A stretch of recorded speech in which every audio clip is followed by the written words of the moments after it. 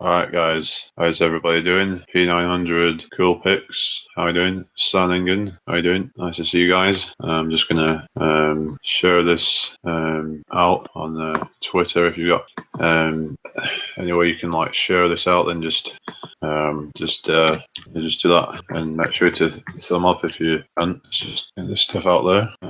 But yeah, hope you're all doing well. Thought I'd just fire up because not much else to do right now. I've just been watching Dell and I'm just kind of just thought I'd fire up because yeah, I'm not going to be probably doing it as much as I did as in a few weeks ago when I was, or a month ago, whenever it were. I think it was like nearly 2 months ago when I was doing the whole kind of just firing them up every single day almost. No, not quite every day, but when I was just like doing it for 8 hours sometimes. And it was like sometimes it can be good if there's interesting conversations and stuff, but it all just depends on where the conversation goes and what have you.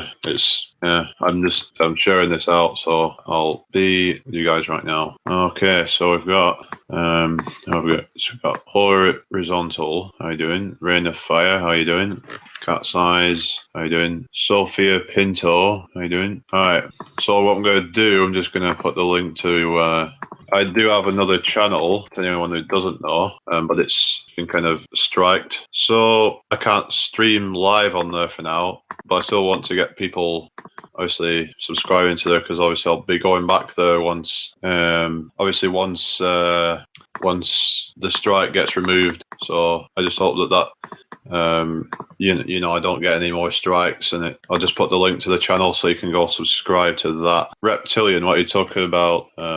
Not sure if I believe in the whole reptilian thing, but there does seem to be some evidence, but I'm not kind of gonna go as far as to say it's proof. To me, it's kind of not really where I tend to focus because it's like I'm just more interested in finding out what this reality is and what our purpose is, what are we doing here, what our significance is in this reality. Those are the sorts of things that I tend to be more interested in. Rain of Fire, the David Icke stuff. I mean, because apparently he's into that whole reptilian thing, and it's not something that obviously I'm into. But if people want to come and talk about the proofs of it and stuff, then and explain how it what kind of significance it has to my life, and anyone else's for that matter.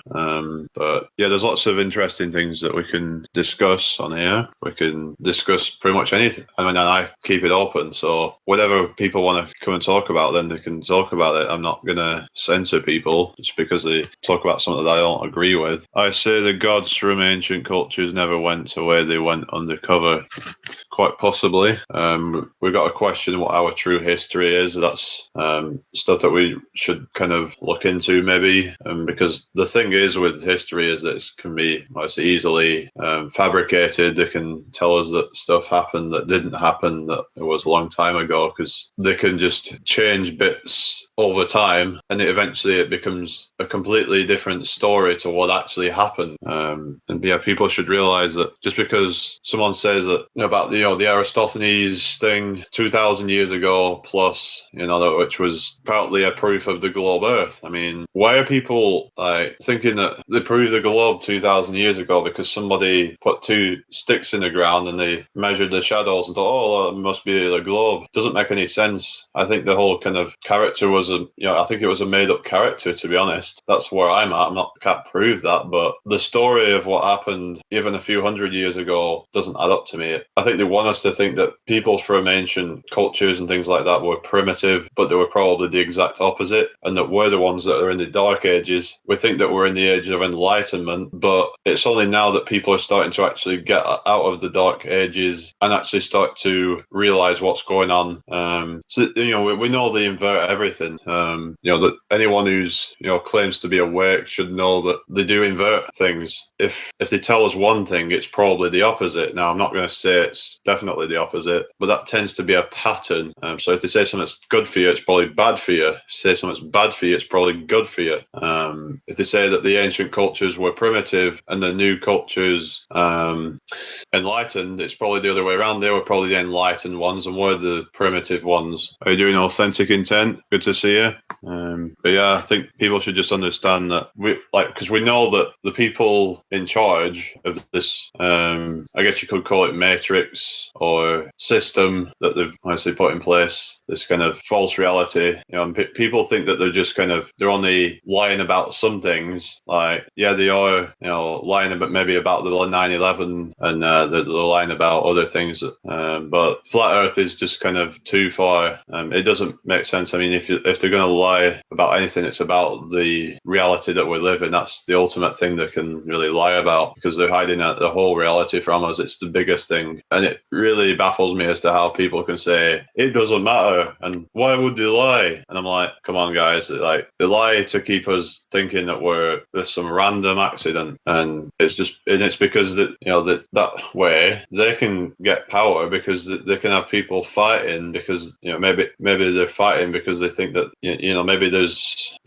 more resources out there that they're hiding from us. That's another thing. And then there's tons of possible reasons for the lie and what difference it makes. And people need to actually start to have some deep contemplation about these things, and just instead of just kind of asking these rhetorical questions, they're like, well, even if we don't understand the motive right now, it doesn't matter. We should still look into it, because if there's a lie so big as the globe, then we've got to look into it, because by looking into it, actually, then we can find out what's beyond the poles or whatever. I mean, some speculate more land. I mean, I can't prove that, so I've never been there. But if there is something to hide, then we should try and investigate it, even though we might not know what it is. Exactly, York Celeste Tracy. Lots of reasons to hide the truth. Yeah. Anyway, good to see you. NASA money goes to war and technology research and dumbs. What's dumbs? No, Mubarak. The only people that accept this as a motive, what you just said, are flat earthers and conspiracy theorists. And guess why? Well, I don't understand why. Oh, that's not good enough.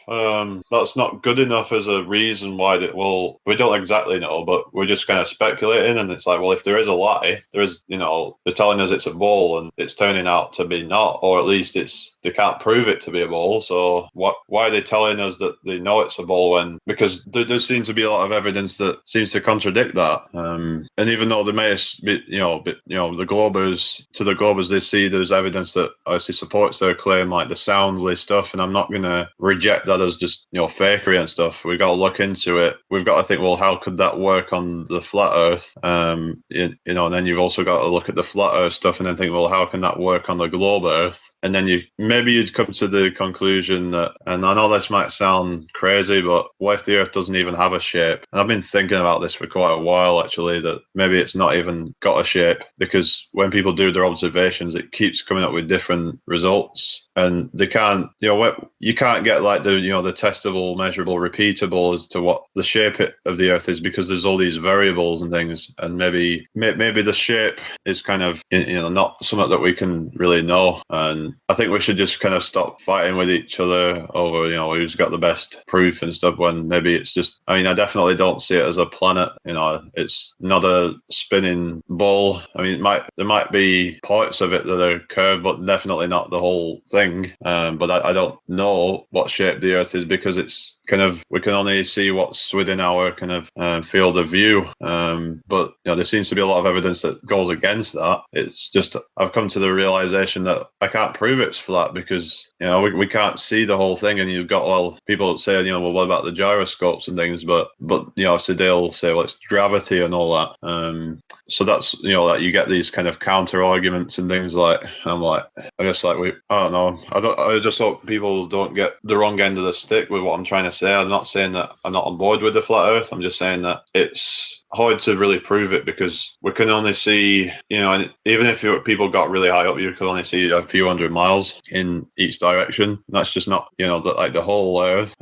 Could we ever get up high enough to see the whole Earth? If not, then that means that whoever's created it has made it in a way that it's not, there's no way of proving what shape it is. And it's probably doesn't, the actual shape itself doesn't matter, but if they're telling us we're on a spinning ball, then that's going to make us think that we're just insignificant. So it's more of the implications of it than what. It's more of the implications of it than the actual shape itself, is what I'm saying. So people should stop getting bogged down with all the arguing back and forth over whether one picture proves it or not, because that's just one bit of water or whatever. That and maybe that bit of Pontchartrain does curve. I mean, who knows? I mean, I'm not saying that it does, but I mean, we know that water does have currents and it does kind of have some kind of curve in that way. But I don't see how vast bodies of water can conform around a ball for sure. I mean, I don't see how that can be possible. I don't see how it could be standing upside down in the other but there's like gravity, but then we just buy into it because these magical forces that are supposed to be present.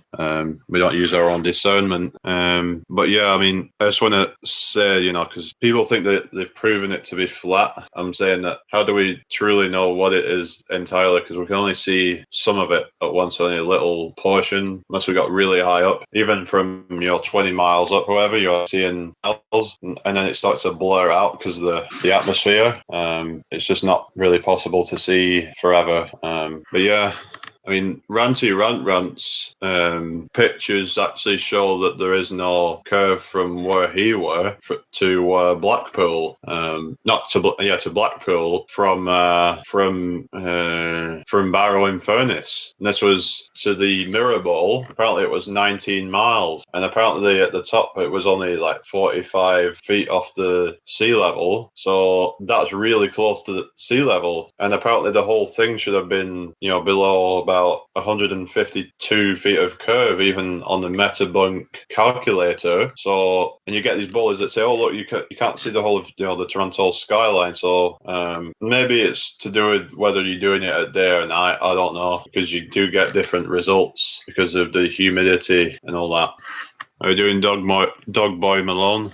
Cheers for that, Sanningen. Yeah, make sure to thumb up. Make sure to share it as well if you can. Pete Shea, how are you doing? We are waking up. How are you doing? Sean G, how are you doing? Yeah, I'll just be putting the link to my main channel again, because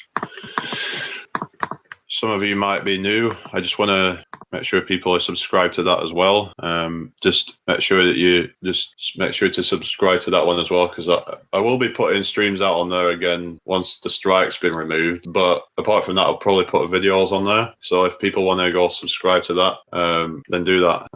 Anyway, but where I'm at is that these people that claim it to be a ball are either blatantly lying, or they're just so invested in what they're kind of telling people that, and they kind of get triggered if someone says it's flat because it goes against what they're being told. And I can understand it, because like you get these people like Brian Cox. I mean, maybe he's a Freemason or something. But I really cannot stand this kind of his smug arrogantness. That's like, I mean, maybe that's just my subjective opinion. But I used to like him though. I mean, I used to think it was all right. Back when I was into the whole Big Bang and stuff like that. And yeah. But the point I was going to make was that they can't prove to us what shape the Earth is. I mean, you can't really measure like flatness across it. You can't measure it being a globe the whole way around either. It's like you'd have to have enough people to do that, and then you'd have to trust everyone. So there's this trust issue where it's like, well, can I trust everyone? Can I trust everyone that's putting out proof of flat Earth? Can I trust everyone that's putting out proof of globe Earth? Then you realize, well, hang on a minute, is there even a shape to this place? I mean, even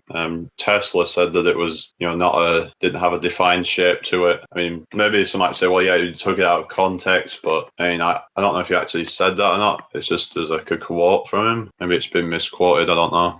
Anyway, Master Bevs, how you doing? David Banner, how you doing? Scouse Anarchist, how you doing? So you talk about this vegan diet then, Scouse, because I think it's stuff that people should maybe look into. Maybe I'm not saying to look into it, but just saying maybe if you're looking into diets and stuff, because you also want to be careful of disinfo as well. There is different disinfo agents out there that are obviously pushing nonsense, whether they're doing it just for the money and kind of they've been kind of like they're pushing their kind of diets and stuff for money, or they're government sponsored and they're making money off the government to push it. Who knows? But yeah, they do it. I think with everything you've got disinfo and stuff, and truth mixed with lies and stuff. All right, yeah, I'll do slow mode. I think because these trolls and stuff, I just don't get it. I really don't get it at all. But yeah, if anyone wants to come in and talk about any of these things, then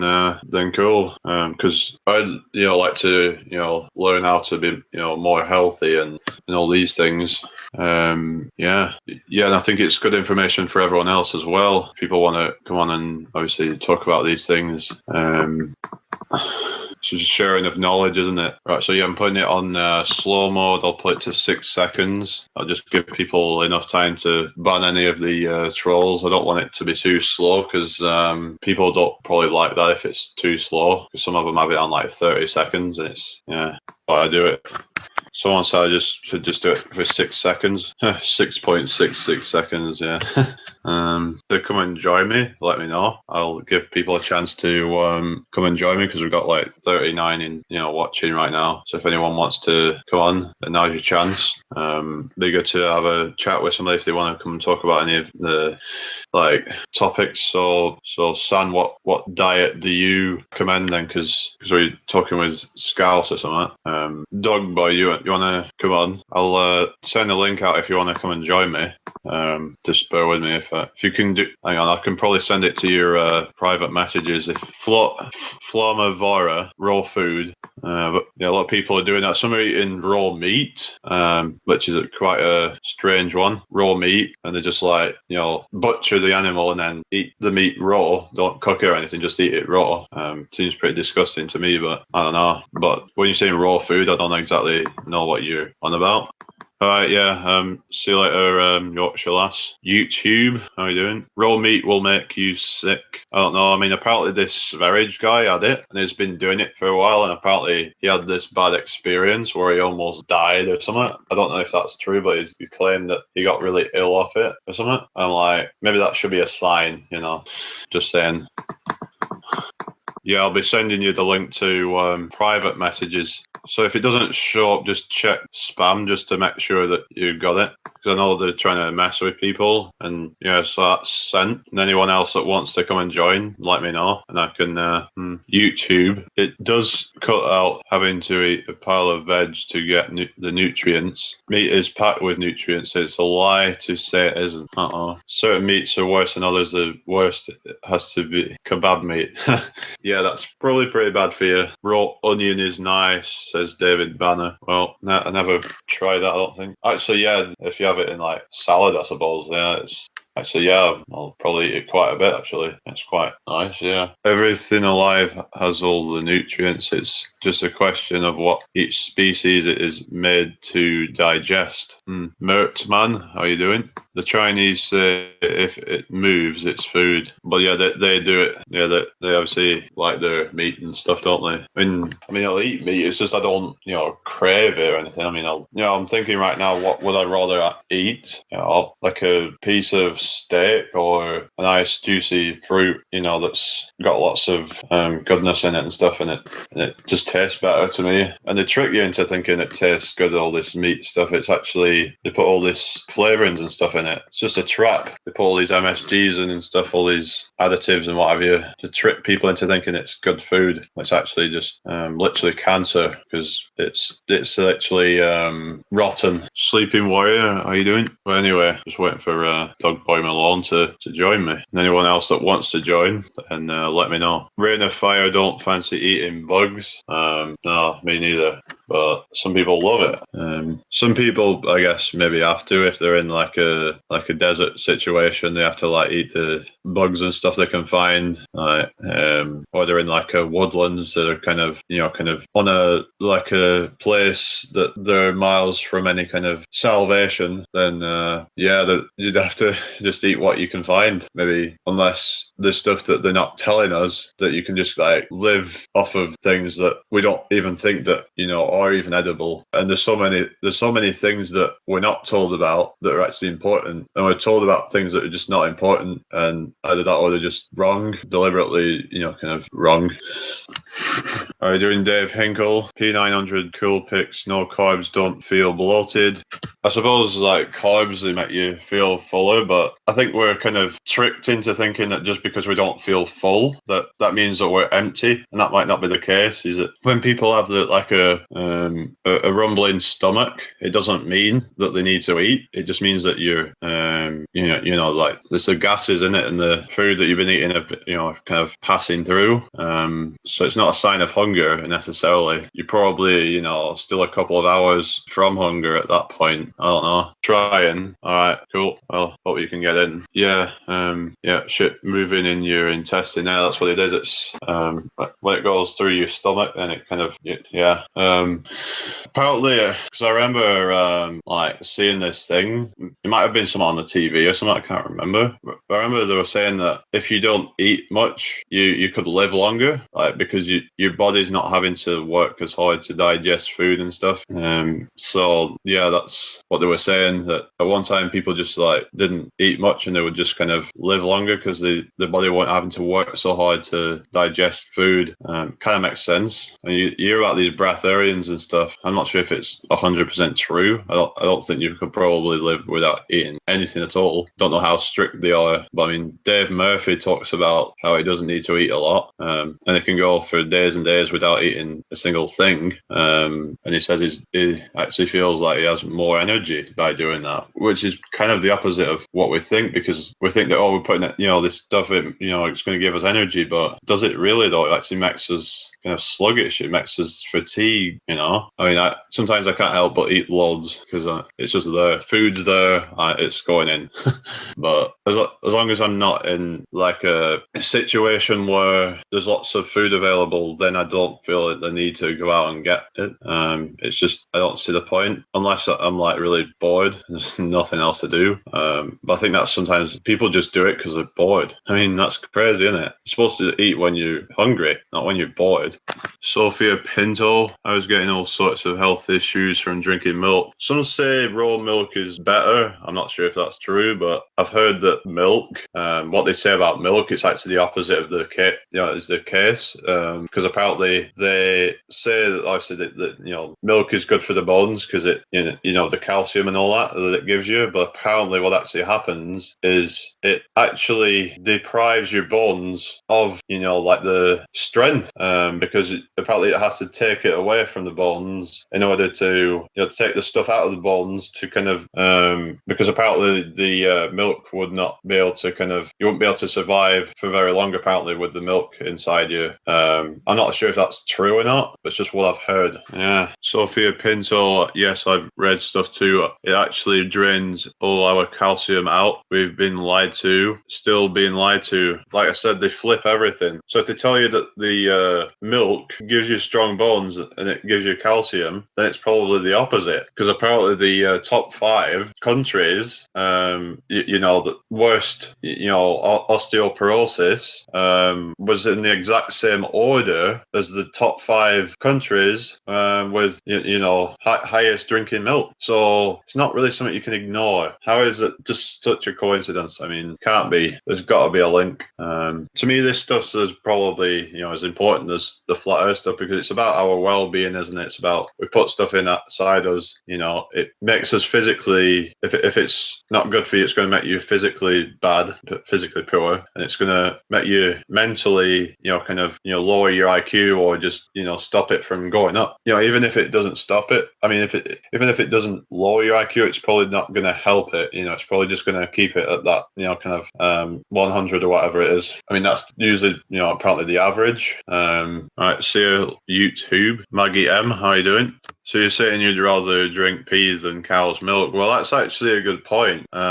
People get. I mean, I'm not saying I condone it or anything, or saying I'm, for it. I mean, if you want to do it, then do it. But I'm not, saying to do it or not do it. Just do your own research. Is what I'm saying. I'm not saying I don't condone. I mean, what am I? I'm just saying do your own research about these things. Okay, don't listen to what someone else says, whether they say don't do it or say do, whether they say do it. Just look into it. Look at all the research that people have put out. And yeah, but what I was going to go on to is, this is stuff that our body produces, and you might say, well, it's waste. It's waste that your body produces, but waste comes out of the other end. Yeah. So I think we should probably understand that it's not actually a waste that's coming out. It's actually excess. And some might, call that waste, but it's just excess. It sounds obviously a lot better than waste, but yeah, it's an excess because your body needs to get rid of it. You just have excess water, so and if you've got a bad diet, I suppose it would just kind of obviously make it bad or make it not very nice. But if it's obviously if you're eating a nice diet, then it might be able to complement your diet. I'm not saying it will, I'm just saying it might. But it's stuff I don't want to really kind of push on people because people should just do their own research. Because quite a few people doing it. I mean, apparently a lot of the Eastern cultures do it. A lot of the Aboriginal cultures do it, and apparently there's like 2 million people in China doing it or something. So, I mean, there's lots of stuff that they tell us is lies. Why do they make us think that it's like a toxic waste? I mean, is it really? I don't know. I'm just saying, because I actually saw this video and this guy was testing it, different ages, and it ferments over time. It's quite interesting. He turned it into alkaline because apparently when it's fresh, it's actually it tends to be acid. It might depend on what you're eating, but if you're just eating like an average diet, it's probably going to be somewhat acid, and maybe kind of 6.5, something like that. And then if you leave it for a few weeks, it's probably going to go up to about 7, and then 7.5, 8, eventually up to about 10 or 11, and even 12. And that's probably when it gets to those kinds of pH, it's going to turn into probably this like crystal. It probably will actually crystallize. It'll actually turn into I think it was monoatomic, and apparently they don't really teach this in school, like monoatomic. I mean, maybe they did, but they probably just glossed over it. They probably don't really want people knowing too much about it. Yeah, it's just something interesting to look into. John Sharp, how you doing? Do you drink it warm, cold, and can you add some honey? Scarls Anarchist, if you're detoxing and putting honey goodness into your body, organic fruit and vegetables, and clean filtered water, then your urine will be clean as F. A lot of people's urine will stink because of diet, etc. True. Yeah, if you're eating McDonald's all the time and stuff like that, you're going to get a lot of salt and stuff in it, aren't you? You're going to get a lot of these trace inorganic minerals, so you're actually putting it back into your body. So it's actually, if you're doing it with a bad diet, it's going to make you even worse potentially, because your body's trying to get rid of that stuff and it will just go through. But if you're eating a perfect diet or close to it, it's actually going to help further kind of detox your body. And apparently if you keep cycling, that's better because you're actually getting it into like almost pure water. And you can probably it turns into like distilled water basically.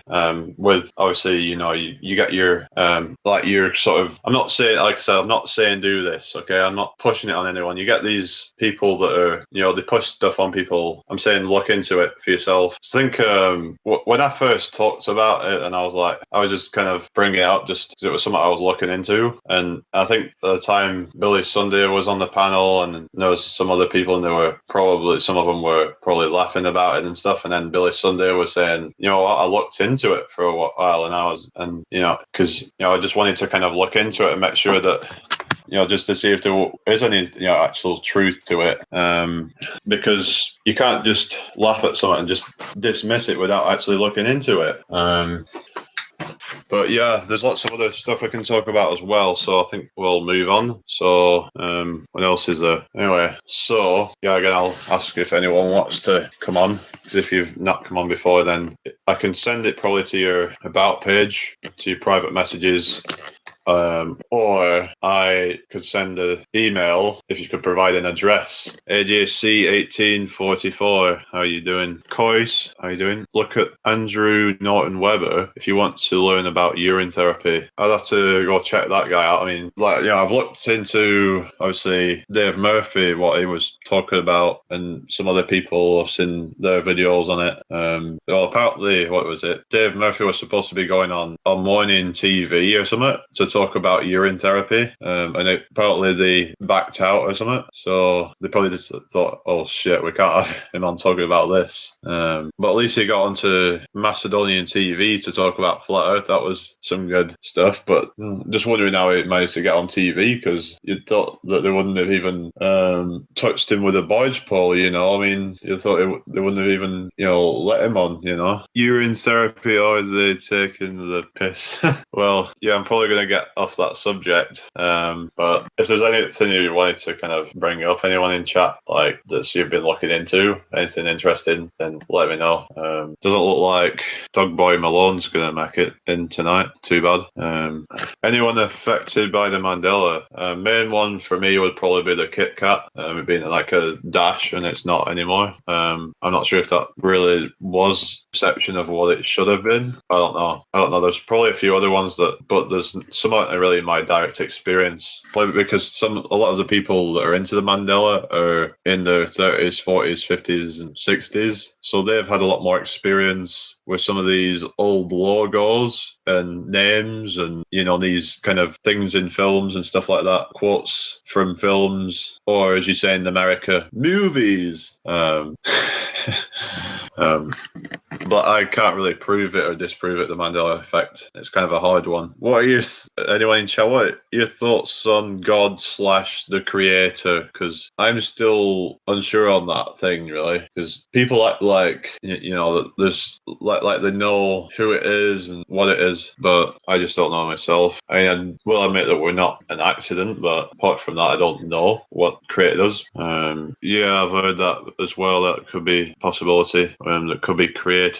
I obviously think, well, who created God or / creator if everything has a creator? How can you have a creatorless creator if everything has a creator? I find it kind of paradoxical, but maybe that's just my limited perception of reality. Authentic Intent, cool. I'll link him up. Hang on a minute. Hang on. Just bear with me. I'll send one out. Not had him on before. So let's hang on. Trying to find. Well, yeah. I'll just probably type him in. Just send it to his private messages. Alright, that's done now. So I've sent Authentic the link if he wants to come and join me. You're waking up just because we don't know, don't make it not real. Exactly. We don't know even if it's, perfectly flat all the way across, but it seems to be to a certain point. Or not a certain point, but like a point that to the end of our perspective. Well, I sent the real Authentic the link, so if it weren't, then it doesn't matter anyway. Because I did see him in chat earlier, but I'm just scrolling up to see if I can. Can't see it. All right. But anyway, I'll keep it going for a bit longer. If anyone else wants to join, then they can come on for a little while and discuss whatever. Now, I won't close the door on spirituality. I mean, don't close the door on anything really. I mean, even the globe, if they can provide proof of that, then I'll accept that. Maybe it was this guy I was watching and said that maybe the flat Earth and globe could be combined. All right, how you doing? How you doing? Is it? All right, hopefully it'll come back on something. Hey, Jamie. Good. Hey, I think we got it all worked out. How you doing, man? I'm not bad, thanks. Right on. Hey, chat room in the house. What's up? I wanted to talk about the diet and the meat and everything you were talking about. Like, oh yeah. What's your take on like the diet and stuff then? Well, I've been researching and looking into really where the future of food is going. And if you type in Bill Gates Beyond Meat or Bill Gates Laboratory Meat, the establishment has moved moving pretty strong in about 30 years or so is kind of the estimation, where they think that they will have eliminated the need to slaughter animals and all of your meat will be created in a laboratory. Well, I heard this thing that, well, actually, I saw it, this thing where they would actually take like a sample, like a thing, and they would just kind of grow meat. So they wouldn't have to actually kill the animal. They would just take a sample and you'd be able to get your burgers and what have you. So it's like they're probably trying to push this into, you know, the vegan diets and the vegetarian diets to make them unhealthy, probably. I don't know. Do you think that laboratory created meat is vegan? Like, I guess my reason for saying that is I think a lot of people are vegan because of the treatment of animals. And another part, some obviously are for health reasons as well. But if it's for health reasons, then it's obviously not going to do you any good, is it? Right. Yeah, exactly. So, and if it's for animal welfare reasons, then, well, the animals are still being exploited, you know? Yeah, I did think it was a good idea for a while, but now I'm thinking, obviously, you know, there's still, because if I was to go onto like a plant-based diet, then I would probably want to avoid those sorts of things, really. Yeah, and I did an episode about this a week ago or so and kind of cleared the air of, you know, kind of what I thought about it. And to have Bill Gates and some other investors who have put money into SpaceX, for example, even so far as investing money into plant-based restaurants. You know, there's a company out there called Beyond Meat, and they make hamburgers right now where it tastes and looks like a real hamburger. And I think that it's kind of funny how they're using such a means of reality to try to simulate somebody eating a hamburger, but then they know that what they're eating is plant-based. And so coming from Bill Gates, who is a known eugenist, I would still encourage people to kind of stay clear of this, because who knows what they're really putting into this food. Exactly. They might be, you know, secretly pumping animal stuff in. They could be putting, you know, kind of, there could be traces of fetus in there. Who knows? Right. Yeah, that's certainly is a possibility. I think a lot of it could be genetically modified. I think that, just my opinion has been, through the GMOs and the various ways that they infect our foods on a daily basis, they're trying to get the human genome to a particular DNA structure that will accept things later. And I think that's why some people get sick when they feel like there have been chemtrails out, vaccines, water, and various other ways that, you know, it kind of works out. One person's going to be affected by chemtrails and a vaccine, so then they develop some kind of an allergic reaction to food, and then they'll have. I see. So it's not the food itself that's giving you, like if someone's allergic to nuts, for instance, they're not allergic to the nuts. It's the stuff that they're breathing in that's making them allergic to that. Yeah. Exactly. It's because the stuff in their body is not compatible with that thing. When people get sick, like a group of people, let's say like 500 people get sick, and they go into the doctor and they say, "Yeah, I have these symptoms." Well, that doctor is going to write down these symptoms, and when, let's say, 200 of those people have similar symptoms, well, what's going to happen is a local university or a research lab is going to come out with a questionnaire and say, "Hey, do you have these symptoms? If you do, we'd love to have you come in and do a research study with us. We'll pay you $200, $300 or something like that. The study will go for a week long." And I think that's how they kind of qualify people in regards to the various ways that they're either getting chemtrailed or vaccinated, or a kind of a combination of both. And it's just their way of seeding out people to see where particular where people are just really headed, you know, because some people are affected by things differently. I remember when I got a vaccine when I was 16 years old. The year before, when I was 15, my mom and I, we went to Red Lobster, and I ate, you know, lobster and shrimp and everything. The next year, I get a vaccine, couple months before my birthday. And so when we go back to that same restaurant, Red Lobster, I had shrimp and lobster and everything. Well, within 24 hours, I'm in the ER because I had welts all over my body. I had a massive allergic reaction to shellfish. So it was actually the combination of the things that made you ill, the chemicals and the fish, not the fish itself. Well, there seems to be this debate over whether, fish is actually good for you and if it's better than, like red meat and stuff. I mean, what are your thoughts on that? Yeah, with cows, cow milk, we can start with cow milk. They intentionally constantly keep female cows pregnant so that then they can get cow milk out, and then they inject them with, who knows what kind of DNA modifications to keep them at a particular state so that they can keep producing milk. And then that cow has the male or the female calf. So if it's a male calf, then that's going to be bred for beef. If it's another female calf, then it's going to be bred to give off milk. So these cows are at a constant state of pregnancy. And with their bodies aren't able to recover because they're in constant pregnancy. Yep. Yeah. Yeah, screwed up that, isn't it? Yeah. And I say this, and I fall sometimes to cheese and yogurt myself. And so I haven't drank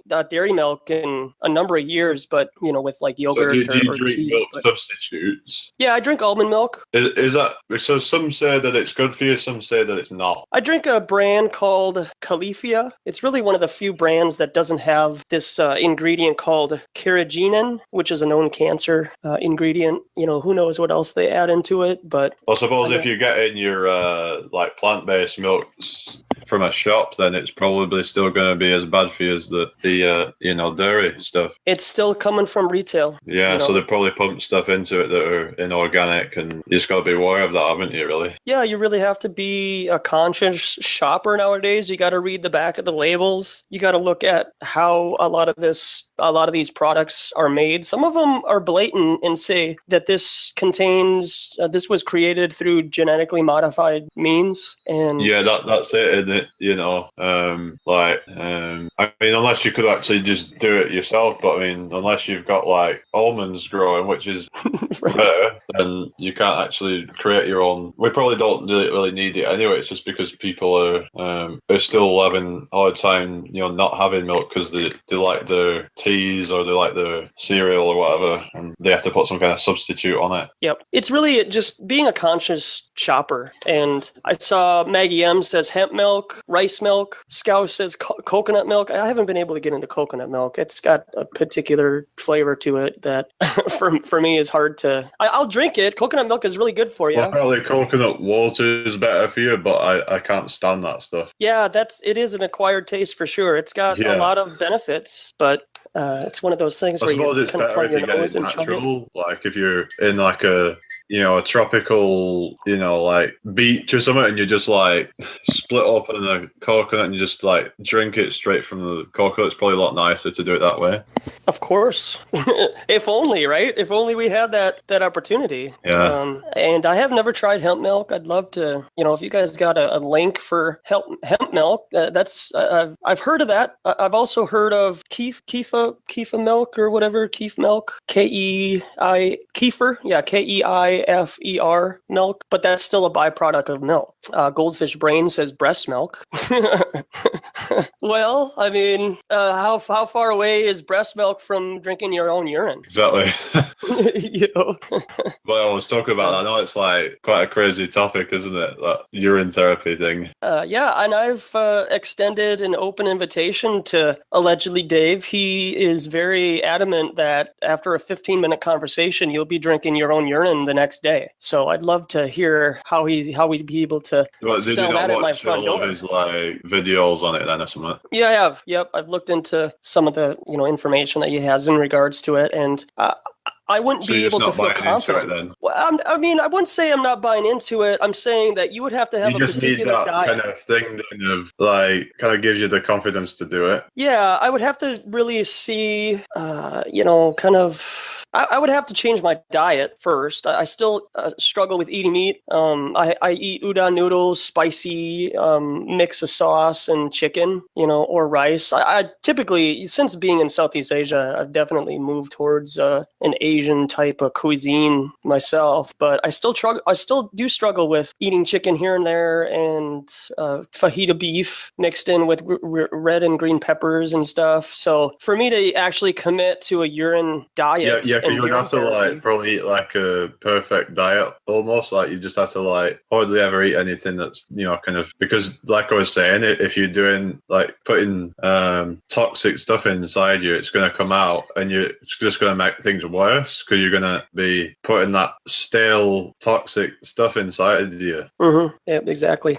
Flamavera says Brazil nuts are great as a meat substitute, and they really are, and they have selenium in them too. And I'm quite a proponent to getting our minerals and vitamins through alternative means than just through pills, But a pound of Brazil nuts is like $12 or $13, So well, there was this YouTuber called Sperridge, and he's on board with the flat Earth, but he's anti-vegan. He likes his raw meat. Raw meat, huh? Yeah, he reckons that the vegan thing is actually a depopulation agenda. I can't agree with that. I don't. And his opinions that it's because the only way they can sustain their diets is through getting food all over the world. I mean, what are your thoughts on that? Because they do tend to get food from all over the world. Well, I mean, if you just look at what Monsanto has done just here in the States, they have genetically modified 98 to 99% of all corn. I mean, all the corn that we eat here on Earth is GMO'd, basically. And to say that any particular... Yeah, apparently there's no obligation to state whether it's GMO. Am I right? No, not in some countries. Some countries... Yeah, in America with the Monsanto thing or something, that they don't have an obligation to even declare that it's got GMOs in it or something. No, not in most cases they don't. That's bad, isn't it? Because a lot of kids nowadays who do have food allergies, and even so far as eczema, peanut allergies and whatnot, even a small trace of a peanut in food can cause a child to have a massive allergic reaction. And a lot of kids who have eczema have serious health issues, and a lot of that has to stem through the mother's diet while she's pregnant, and then having the baby, and then vaccines. Yeah. So with the whole idea of a vegan diet being for population control, I don't really fall in line with that. I mean, I've done my own study. I would like to be vegan. I don't have a type of imagination in cuisine to make a non-meat diet. I know beans and rice are quite prevalent in a lot of this stuff. Is it just because you need something to kind of spice up the diet? Is that what you mean? Yeah, I like spicy food myself. I mean, as in not literally spicy food, as in kind of make it kind of more flavoursome. Yeah, and I think that there are options out there for it. It's just, hey man, I'm lazy, I guess, at this moment. That's a problem, isn't it? Still kind of caught up in the system and that. But he's this Sperridge guy. He says, I think because they all go on about the B12 vitamin and how vegans can only get it from fortified foods, isn't it? Maybe. And apparently they're not I'm just wondering as to, because apparently it comes from microorganisms, so I'm just wondering if it's fortified with B12, where's the B12 coming from? I mean, could that actually be coming from animals? I don't know. They're secretly putting animal stuff inside it. I don't know. But I guess if people are just eating fruit and veg raw, they might get it from that if there's microorganisms in it. I don't know. Well, if you type in this, I got one for everybody called golden rice. Some people who are on a vegan type diet, like rice, and rice is very popular, obviously, in the Southeast Asian countries, China, Japan, and whatnot. And there is a movement for golden rice, which has actually human DNA in it. It's golden rice is genetically modified to have human DNA in it. And it's been a push for the last couple of years, and the FDA seems like they have approved such a rice, and it's quite disturbing to even have that conversation where human being DNA would be in a food that another human being would eat. Yeah, so golden rice, check it out. Yeah, someone in chat, someone Flamavora put most B12 deficient people are meat eaters. Didn't know that. Is that true? here in the Midwest, a lot of people have vitamin D deficiency because of the, 6 months of winter, 6 months of, summer or nice weather. And a lot of people have to get their vitamin D. Yeah, because am I right in supplements. saying that because it's so far away from the coast, the weather is extreme winter and extreme in summer. You get like extreme temperature differences. Yep. Because you'll get like a lot more like snow and stuff in winter than at the coast, but it will be a lot warmer in summer than at the coast. Yep. Yeah.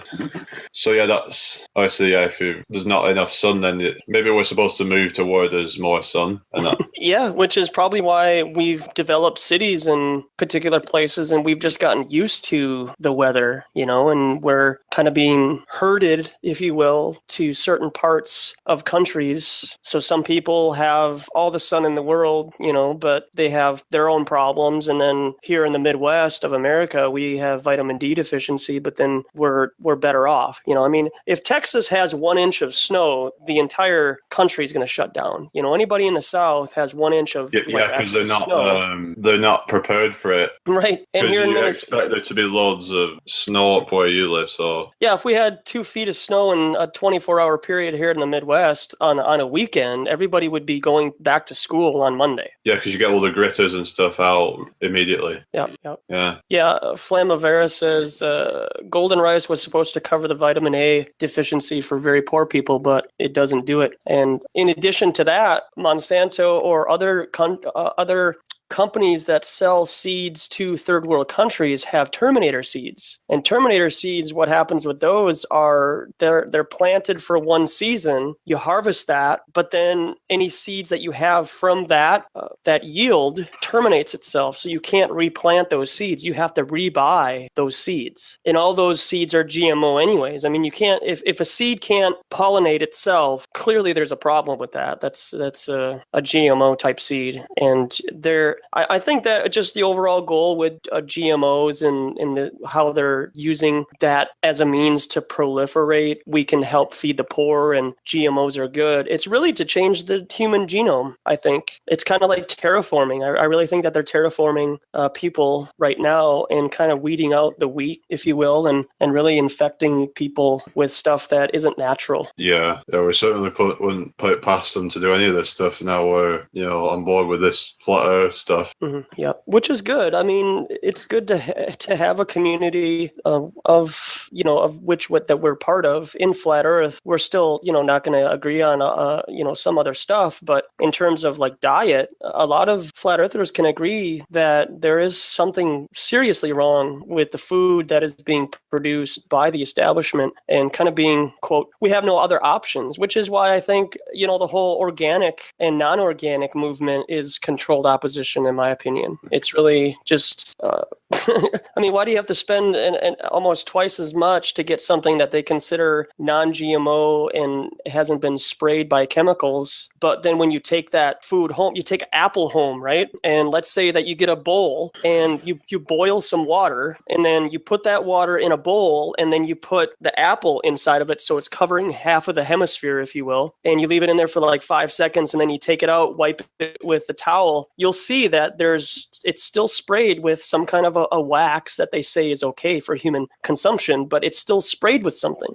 Yeah, so it's not like fully organic then. Do that with almost all of your food. You can do that with a peach, a banana, even though you have the fruit inside the banana peel, but an orange, just about everything that you get and take home from the produce section is most likely sprayed with something. So, and who knows what the soil is like, considering that we get chemtrailed all the time. Not many people grow their stuff in greenhouses, let's just put it that way, and water their plants with distilled water. Yeah, well, Maggie M's put, I should think of I used to be veggie, but what's the point? Dairy farming is the worst horror. So you get these people that are like veggies, but they still eat lots of dairy and stuff. Some might overcompensate on dairy and stuff, and that might actually be even worse for them, really. Yeah, everybody's situation is unique to their own body, and you could go so as far as saying, okay, I am A negative. So does that mean that I need to stick to an A negative diet? I've looked into all that stuff, and I've seen. Could it be possible that if you trained because by eating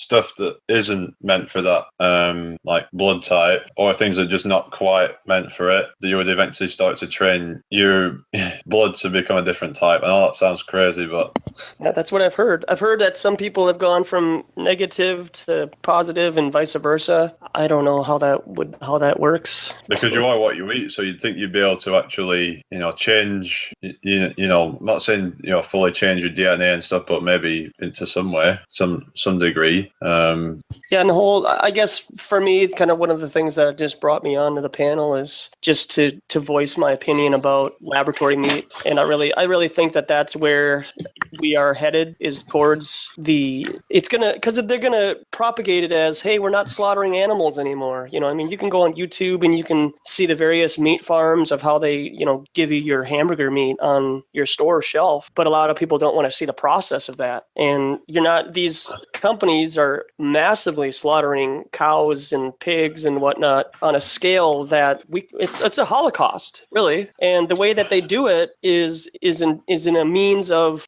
profit and wanting to just get it done with. And hundreds of years ago, when the Native Americans, for example, would slaughter a buffalo or a bison or whatever on their land, they would pray first, and they would pray over the meat as they kill it. They would in a way try to get the animal to a point where it wasn't going to die right away, and then they would pray over it, and it would allow the thankfulness of that meat to not be poisoned. Whereas now, when a cow, for example, or a chicken is slaughtered with such hatred, it actually poisons the meat toxin. And so whether people want to agree with what I'm going to say or not, if you pray over your food before you eat it, particularly with meat, it will change the overall level of how you're delivering that meat inside your body. It's kind of like the whole rice experiment, where when you have, distilled water and rice. Good intentions and things like that. Yeah, yep. But some would say, well, you're still consuming flesh, you're still consuming a dead animal, even though it's, I don't know. Well, you are. I mean, yeah. So it's in your own conscience of how you feel about that. Yeah, you're just saying, like, if you are going to do it, then pray on it. You just want to try and, not consume any of that negative karma, really. Well, plants scream too. Well, so yeah, if you're vegan. I don't eat vegan or vegetarian diets. I'm just curious as to, how I would maintain such a diet, because there seems to be a lot of information out there and stuff that's conflicting. And well, one thing that people can look up is how plants communicate with each other, and they do communicate with each other. There's some videos out on YouTube that you can explore of how plants communicate with each other. Scientists have hooked up electromagnetic clips onto some plants and hooked it up to another plant that they're gonna cut, and with your intention of the scientist, right, of deliberately chopping down a fruit tree, for example, that tree will communicate to another tree, and that other tree that is not being cut down will scream in a manner that is showing that they're communicating with each other. Whereas if you go into it without the intent of seeking out to cut a apple tree down or cut a tree limb down, it won't. You don't need to even just cut stuff down. You just let the fruits, kind of drop off and eat them as they drop off. Yep, exactly. Eating something when it's ripe. Yeah. Which is kind of like how people react to flat Earth in a way. They're not ready. They're not ripe. They're not at a point. They haven't been brought to a point. They haven't even kind of woken up to the other stuff. So it's like, how can they? The red pill is too bitter of a pill for them to swallow at first. And it's kind of it sucks. I mean, to get name called and ridiculed and whatnot, even for some of the ideas that trolls can even agree with. Some of these people that we see regularly online can communicate on other Google Hangouts and say, income tax is theft. 9/11 was an inside job. Chemtrails are real. A lot of them, they know that, and the other. But they still can't, because that's like they've reached their threshold of what, kind of thing that they'll accept to be, kind of, even though you might show all the evidence, it's like it's too much of a paradigm shock, isn't it, for them? Yeah. Yep. Because even like the moon landings, it would still not negate the possibility of there being other planets out there and aliens and things like that. And people get into these rabbit holes that they get a bit ridiculous, some of them, and they call the flat Earth people stupid, and yet they believe in some really wacky stuff themselves. I found that being in this flat Earth community, a lot of, how do I say, fundamental religious people find it very hard to comprehend that would lie to them about this. And they... You mean like the Catholics and... Yeah, just Christians, even people who claim to be born-again Christians, or I believe the Bible, and Muslims, fundamental Muslims find it hard to wrap their head around that. So it's almost like a catch-22 where you believe in a higher power because of what that person, speaks about and how they give such, quote, great teachings and whatever. But then you don't believe that there is an unimaginable, something that you cannot comprehend, evil in this reality in which we live, that a collective amount of people can conspire to bring such evil on this earth and deception. Yeah, because it's like you say, it's too much for them too soon. And like when you do your activism and stuff, I mean, maybe like it's kind of too much of a shock for most of them. Yeah. Maybe people are different over in the States, but as to what they are over here. But because one of the people that was on my panel last night, he says if you went up to someone and just told them the Earth is flat, you'd probably get punched or something by somebody. Hey, and that's fine. If that's what it takes for them to react and kind of just wake up, then that's what has to be.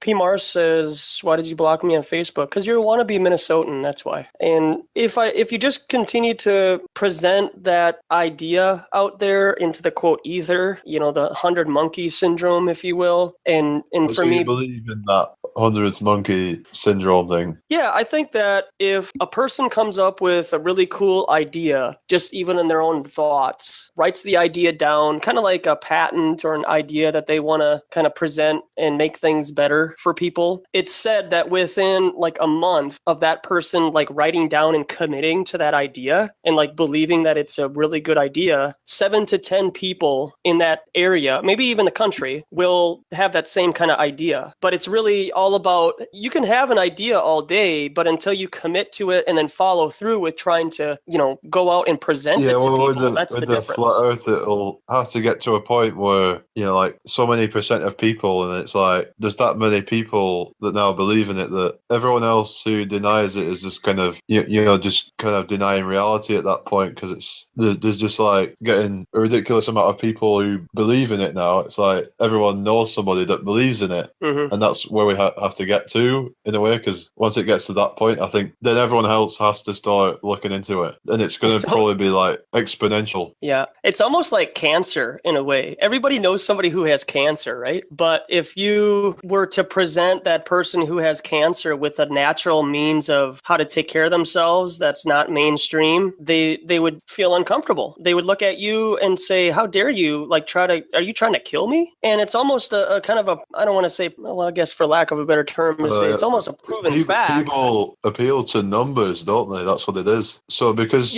if there's so many people looking into this flat Earth, just by that, they might start taking it more seriously. Because they can tell by now, a lot of people, that it isn't just some small religious following, like a flat Earth society group, that it, and that's been pretty much just drowned out at this point. But I mean, they still have some influence, but I think this has took over, and it's just, most people can get past that, when they're looking into the flat Earth, most people can get past the whole straw men things and actually get to the real. So I don't see it as that much of a hindrance, even though it's probably an intentional one.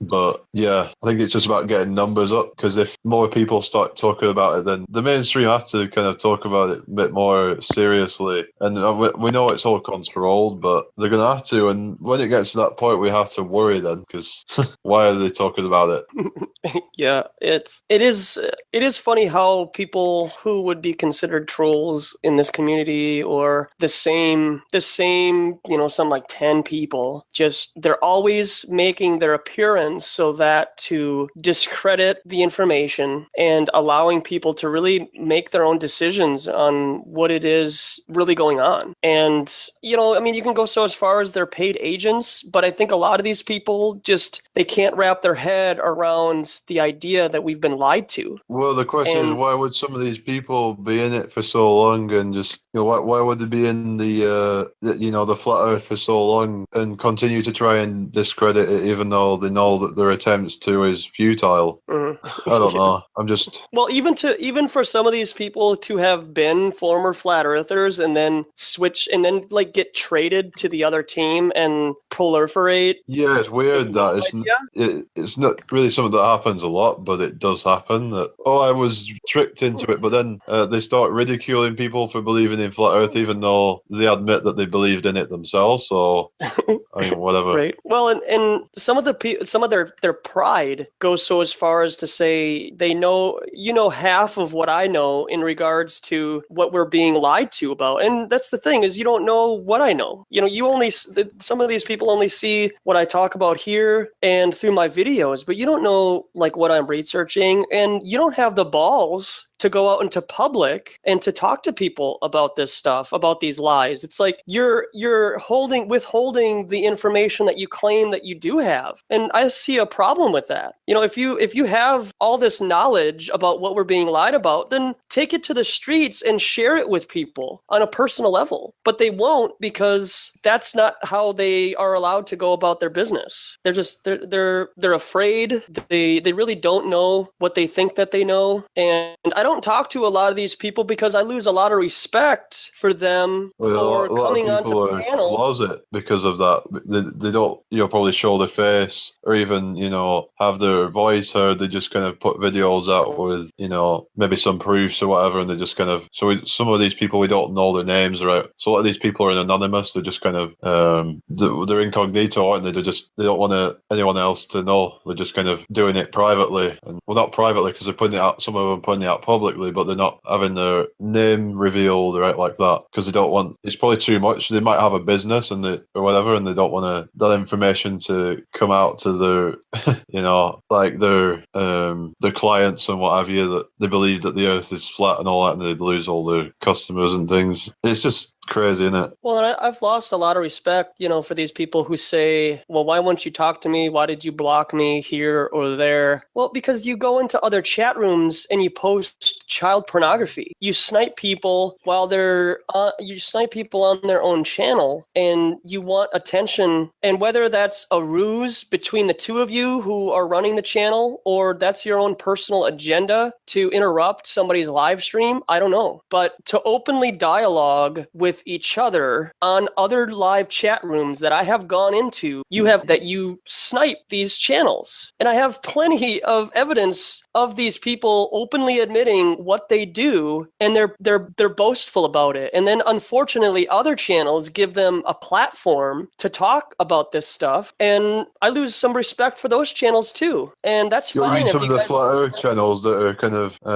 letting them have a platform, even though they're known snipers, like antagonists. And I have a problem with that. I don't see any. I've had them on here before, but I just kind of had them on just to see what they'd be like, and you just ought to realize after a while, that it's not really worth having on it. And I just don't want it to seem like an echo chamber. That's the only thing, but it's their own doing. Yeah, and you can't trust these people. I wouldn't trust them as far as I could throw them, and some of these people are overweight, so I wouldn't even be able to throw them for very far either. And I've just lost a lot of respect for those people. And a lot of people say, well, if we met in public, everything would be cool. I'd shake his hand. I wouldn't shake your hand. I would not shake your hand. I don't care how, if we met in person on live chat or it was a hangout of flat earthers and you showed up, I would not shake your hand. I have no respect for you. Tim Osmond said that if you met in real life, he'd just be like a cuddly teddy bear or something. He's delusional. He's 100% delusional. I think he's so far up his own backside that he actually, I don't know, unless there's something else going on, like that it is actually that these people have been put it in place to kind of discredit flat Earth, which I can't see that, because they seem to actually be kind of playing into our hands, really, some of them. Yeah. And some of them don't even get it. It's like they're just it's kind of making us look better and them look worse. And the thing about that is when people allow these types of people into their live chat rooms and give them a platform to not just talk in a chat, but also to get on and vocalize their own ideas. There's no way. This is a spiritual warfare, 100% a spiritual warfare. And we are at war for those who because understand. when people think about World War III being this, like, with weapons and stuff like that, it's probably not like that. This is, right now it's these antagonists are actually like putting themselves against us when they should all be working with us, because they can probably agree on some things, right? But they choose to kind of like not agree to disagree on some things that important to try and expose the flat Earth psyop or whatever they say it is. The globe is a psyop, and I've slowly become to realize that why is it that we can get a clear picture of a non-rendered, pieced up, photoshopped picture of Saturn and Jupiter. These are significantly larger than the Earth is, right? But we're told that we can't see the curve, or we're told that we can't, see this or that from some of the mainstream scientists, because it's like we're an ants on a beach ball. Yeah, you get these inconsistencies with what they claim. They said that you can't see curve at ground level or even significantly high up at like 30,000 feet, but yet you get some that claim that you can. And it's like they say that you can see it straight out in front of you, but there's no right. curve left and right. How delusional is that? I mean, well, that's lies. That would be like we're living on a cylinder. Right. Either that or some like 50 pence piece or something. I mean, like, it couldn't be what they're saying if you're only getting curve in one direction, and not having it on the the other axis, that like a frown horizon. I mean, some will say, well, you wouldn't get that because you just wouldn't be able to detect it, but you should be able to at some height. Well, we should if you be look able on Google Earth, it starts to actually show a slight curve, right? At less than a kilometer. We should be able to maybe have. That's wrong, but we should be able to have these pictures of Earth as clear as day as we do with Jupiter.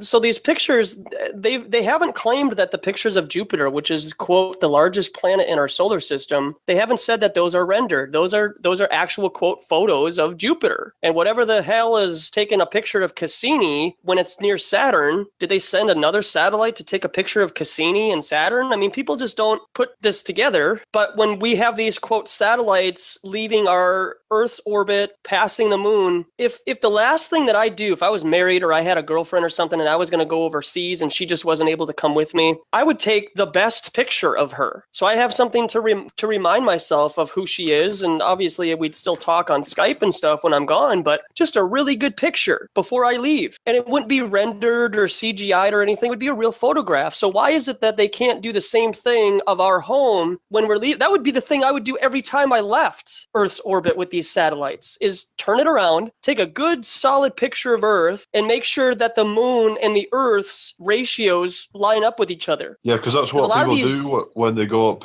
on a high mountain, for instance. They like to get a nice panoramic picture, so it doesn't make sense that they wouldn't do that unless it's some kind of staged event like a hoax or something, Either that or they're using some kind of fisheye lens. Yes. And they're giving a deceptive curve. Wouldn't they still be able to kind of pan round if they were just using a fisheye? I don't know. Mm-hmm. So to me, it says it's fake, because they would, well, with all that budget, there's no excuses. They clearly went to the moon in 1969, and it's an absolute joke. Oh, I got I'll call multiple TomTom disorder out. Hey, authentic GL surviving the next 10 years or so. Good luck surviving the next 10 years or so. That cystic fibrosis is a bitch, huh? Well, it certainly is, man. And guess what? I'm still alive at 36 and a half years old. So, keep it up, Patrick. If that's how low you got to go, is to go back to 6th grade and ridicule me for having a disease that could have been cured with selenium growing up if my mom was given it too, and you yourself have admitted that you and I can agree on the pharmaceutical company, but then when it comes to flat Earth, I get name called. But then now you're going to ridicule me about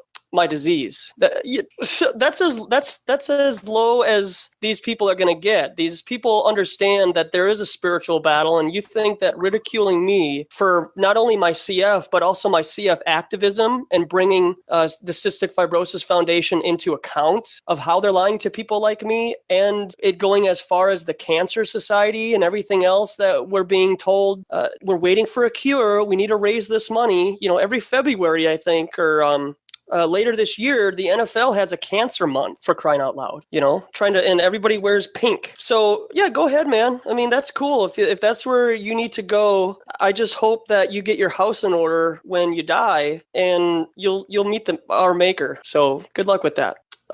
Yeah, actually, I am waking people up right now, and having CF is a means of why I'm waking people up, because I understand the lies that the establishment gives us in regards to pharmaceutical companies and their depopulation idea of this new Nexplano, which has been advertised on YouTube lately, this birth control where it's put into the female's arm and they can have it in their arm for like 4 years. So all that's doing is proliferating sex outside of marriage, promiscuity, and birth defects. Because when a female's on this, and she does just so happen to get pregnant, that child may or may not have some kind of a birth defect because of her 4 years of having this thing in her system. And then if she's having sex with these guys and they're having unprotected sex with these guys, those guys are walking around with this in them. So all these birth controls that are given out by, these companies like Planned Parenthood and the establishment, these women are walking petri dishes. So but we can all agree, us and the trolls can agree on how the pharmaceutical companies and some of us about 9/11 and all these other quote conspiracies. But when it comes to flat Earth and us being lied to about where we live, it makes it clear that this is affecting how people will grow up in this reality. And sorry to tell you, but I'm not going to stop. So, and cystic fibrosis sure as hell isn't going to keep me down. Apparently, Prof. Brian Cox on space exploration and how to deal with flat earthers. Oh, God. But yeah, I'm not even going to bother reading it because it was like a pretty lengthy article. It's probably just full of ridicule and just kind of, who knows? I mean, the guy is just, not very pleasant, is he? So shall we say? I mean, he thinks that. I don't know if he's, like an agent of the government or anything, but even if he isn't, he's probably I won't say a useful idiot, but as in he's so invested in it they can use him for that. That's what I'd say. Do you think Joe Rogan is an agent where he was at, something like 4 years ago, talking about the moon landing and everything, and now he just? Oh, I mean, I've heard that he was originally. Do you even think that was an act? But apparently, he did like a full 180 at some point, and he was just like, because someone was saying that the same thing with Tiger Dan, who was originally a flat earther and then he flipped, and someone was saying it was all just planned. It was planned to just discredit the flat earth, because people would go along with the flat earth at first and get hope up, and then they would just try and discredit it, and then people would become ex-flat earthers or whatever. I don't know. Yeah, we really don't know what the intentions behind these people are, and the companies that are associated with them. Maybe you might know this, and I've brought this up on some other panels. What happened to Anthony Riley? Did he really come up with some evidence of the Pac-Man theory? And well, I think he's the drama. He's just kind of on a break for a while. I think he's working on some at the moment. I don't know. But we was going about the Pac-Man thing, because he was in like a conversation with Mr. Thrive and Survive about it and stuff, weren't he? And there's been in conversations with Sun and Moon Group, and they believe in I wouldn't call it Pac-Man. That seems a bit, I don't know. I think that model where it's like a portal, that doesn't make sense to me. I don't see it as being a portal, like a literal, you just pop out at the other side. I don't think it would be like that. Mm-hmm. I mean, that's a little bit far for me. I mean, who knows, but anything's possible now. But so do you subscribe to any model?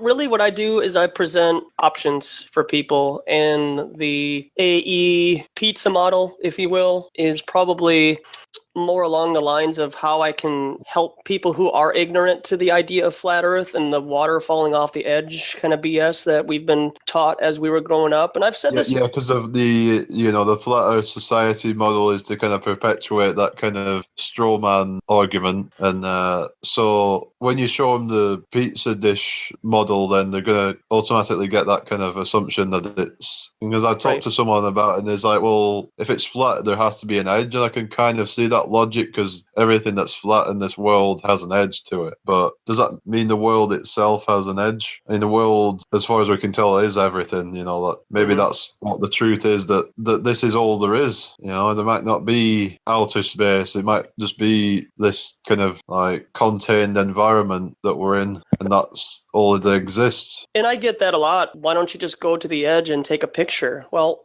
I'm a civilian. I'm some guy who lives in Minneapolis, Minnesota, and I don't have those types of resources to do that. And if you really actually investigated that idea of getting all of the equipment together, that's a lot of money to do that. And they have made it expensive to do that. And to give off the AE model as this 200-foot ice wall is limited as the globe idea too. But it does give people an idea who have never heard of flat Earth, an idea of how it could be possible, with the whole Truman Show idea. For me, though, like how I feel most comfortable, I think that there is a perimeter that the elites have set up, whether that be it is by the ice wall or whatever. I do think that there's a perimeter that us as civilians aren't really allowed to go. And there is infinite land, and there are infinite resources. I think that we're well, we don't know if it's infinite because we've never been there. I mean, it could terminate somewhere, but we just don't know right now. But it would make sense they're hiding some more land because to keep us, obviously penned into this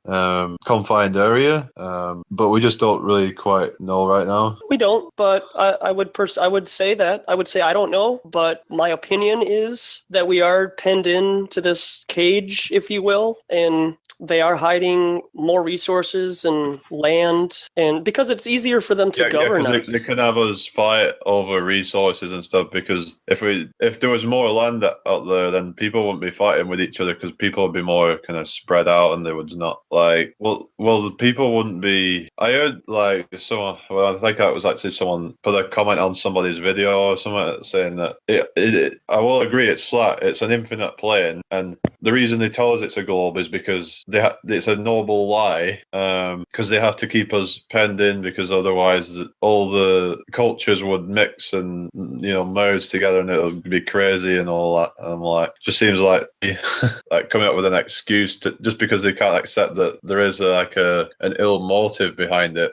And it's just like the globe model, where we're still having to rely on, quote, scientists, people that we lift up on a pedestal and say, hey, you know what? I don't know because I don't have that type of education. So I just trust in the establishment will get us to outer space, and then we'll colonize one of these planets. But why do we, but that's just more of an agenda to get us to think about elsewhere. Why can't we worry about the problems that are here? It's just more propagation of, well, we've already screwed this place up, so we might as well start looking for someplace else. And it's like, no, we haven't. We can still not only clean this place up, but get rid of the people who, like your Ted Turners and your Bill Gates, who are eugenics promoters, and get rid of these ideas. Get rid of the depopulation ideas, because we have so much more land as it is right now. Separate from what we as flat earthers might think there might be more land, there is so much land available. I drive here in Minnesota and there's just land. There's no problem. We have a fear-mongering idea that we've totally screwed up this planet, so we might as well start looking elsewhere. Oh yeah, that's what, and it also they have us fearing that we need to get out of this quote unquote planet because there's an imminent threat of some kind of, either the sun's gonna kind of burn out at some point, or there's going to be some kind of meteorite or something. Well, obviously they say the sun's not going to burn out, but there might be some kind of thing that happens with the sun where its heat intensifies too much, and we have to plan to get out of here and all this stuff. It's all just, and that's the a psyop, to distract you from, like you said, the here and now, isn't it? Yeah, if we can just keep thinking about, 10 or 15 years in the future and just fearmonger, then that's really where they're able to control our future and our minds with this lie of, of an asteroid, planet Nibiru, the world's going to end September 23rd. I mean, I hear even Christians promoting that, and I roll my eyes, and I'm just like, give me a break. Yeah. It's like they're saying that the world's going to end because the god's going to like come and cause some kind of cataclysmic event that's going to wipe out like all the bad people, and that everyone else is just going to get like saved and all that. And I'm like, well, if anything happens, it's manufactured by them.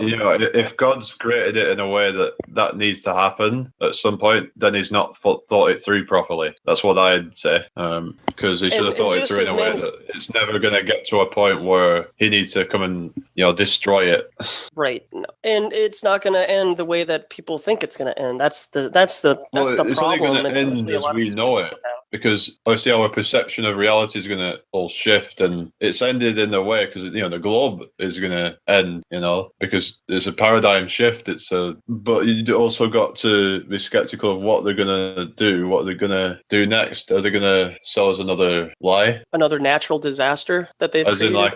in like a false reality somehow? I don't know how they would do that, because if it is flat, then and they tell us it's flat, then how would they gain from that? What would they promote, like an idea like a simulation or something? Yeah, that could very well be, because there's a lot of Christians out there that believe that we're on a spinning ball in outer space and God is infinite, and so outer space is infinite, and it blows my mind how close-minded some of these quote Christians are, who believe a guy rose from the dead that they've never seen before. They read a story about him and he died for our sin, and so they'll believe that, but then they won't believe that we have been lied to about where we live through our educational system and by mainstream media, because nobody would ever be that evil. Yeah. They can't correlate the good and the evil. They correlate just good. Everything's good. Everything's okay. And let's just read Romans 13, because the government was appointed to us by God. Yeah. Once you read 1st, 2nd Samuel and 1st, 2nd Kings also, and Judges, God allowed a lot of BS to happen with the rulers at that time. Doesn't mean that he agreed with it. Doesn't mean that he, was happy with the people that were in charge. Right. But Pete Chase says authentic intent sounds really nice guy, but you cannot get sucked into Bible literalism. It is not the way. Jesus or Jesus is part of a construct. Well, hey, that's your opinion, man. I didn't grow up in the church. I didn't grow up as a Christian. I've only been a Christian for 10 years, and that's where I'm at. I call it dogmatic, but through my experience in life, it is the only truth that I have been able to put my finger on and have faith and trust in. So that's where I'm at, and nobody's going to be able to dissuade me or keep me away from that. I might be able to eventually I might even be able. I'm 99% sure that the Earth is a flat, motionless plane. If somebody wants to prove it to me by giving me the money and we go out on an expedition and there's some way that you can show me the Earth is a ball, I might be able to be dissuaded of that. But Pete Shea, sorry to break your heart, man, but my faith in God as Jesus Christ is 100% secure, and there's nothing that anybody is going to be able to do or say to make me change my mind. And if you are in this flat earth community and you understand that this is a spiritual warfare and at the foundation, I don't want to be questioning what side I'm on. I want to have the truth on my side. And there is only one truth from what I've seen and experienced. And I've walked away from God and tried to do things on my own, and I've gotten into trouble, and I've tried to walk a particular way that Joshua Swift is not, allowed to walk. And where I'm at right now, this is where I belong. That's just really all I can say. This is where I belong. So a lot of people won't agree with that, but there are no atheists on flat Earth. So you got to figure out what side you're on at some point here as we continue to move forward. Yeah, because even like the Big Bang random accident people, something had to have created it. Right. Yeah. You can't get a cardboard box and grab one of those old school grandfather clocks, even a small one or a watch, like an old school watch, and shake it for 1,000,000 years, it will never put itself together. It requires like consciousness to actually like manifest things, doesn't it? Yeah. That's where I'm at. That consciousness is what's creating reality, and that's a lot more reasonable than the Big Bang. Because if there was no one around, to see the Big Bang, then how could you say it happened? Just because some kind of story of that look, we can see light from 13.7 billion years ago, therefore the universe is 13.7 billion years old, but it's all based on a mathematical construct. So how did they measure that? I don't. It's crazy, isn't it? And people believe it too. Like, it's almost like laziness, really. People believe it because they're lazy and they want to believe in something because they don't want to believe in God. They don't want to believe in a creator. So they believe in these scientists who wrote books hundreds of years ago. So it's okay to believe those books written by man. But when it comes to the Bible, that's, oh no, we can't go there because I don't want to be held accountable. And I think that's pride. And, that's bringing yourself to humility and being humble about who you are. And if people think that they can be a god here on this earth, then you're lining right up with the beast system and its ideas, because that's where we get our celebrities, our stars in Hollywood. We're worshiping stars. That's what a lot of people do. And it's pun or a play on words. A lot of these kids growing up nowadays idolize these celebrities and they cry. I mean, they literally cry. I mean, I remember watching Michael Jackson doing his concerts in the late 80s. In Asian countries where a lot of these people didn't really understand a whole lot of English, but they grew up listening to Michael Jackson, and he would fill up stadiums of 1,000,000 people, 500,000 people. Like, there would be thousands and thousands and thousands of people at these concerts, and these people were crying, literally tears rolling down their face because they were just in the presence, even though they were probably 300, 400 meters away from him. And when Christ comes back, they won't even know who he is, but they know who these celebrities are. But the one who died for us and gave us an opportunity to leave this reality in peace, people won't even know. They won't even cross their mind. Pete Shea says the ancient Middle East is completely fabricated, all to take away from the North Center. How would you feel if you found out the Bible was written in the early 1600s? How would you know that?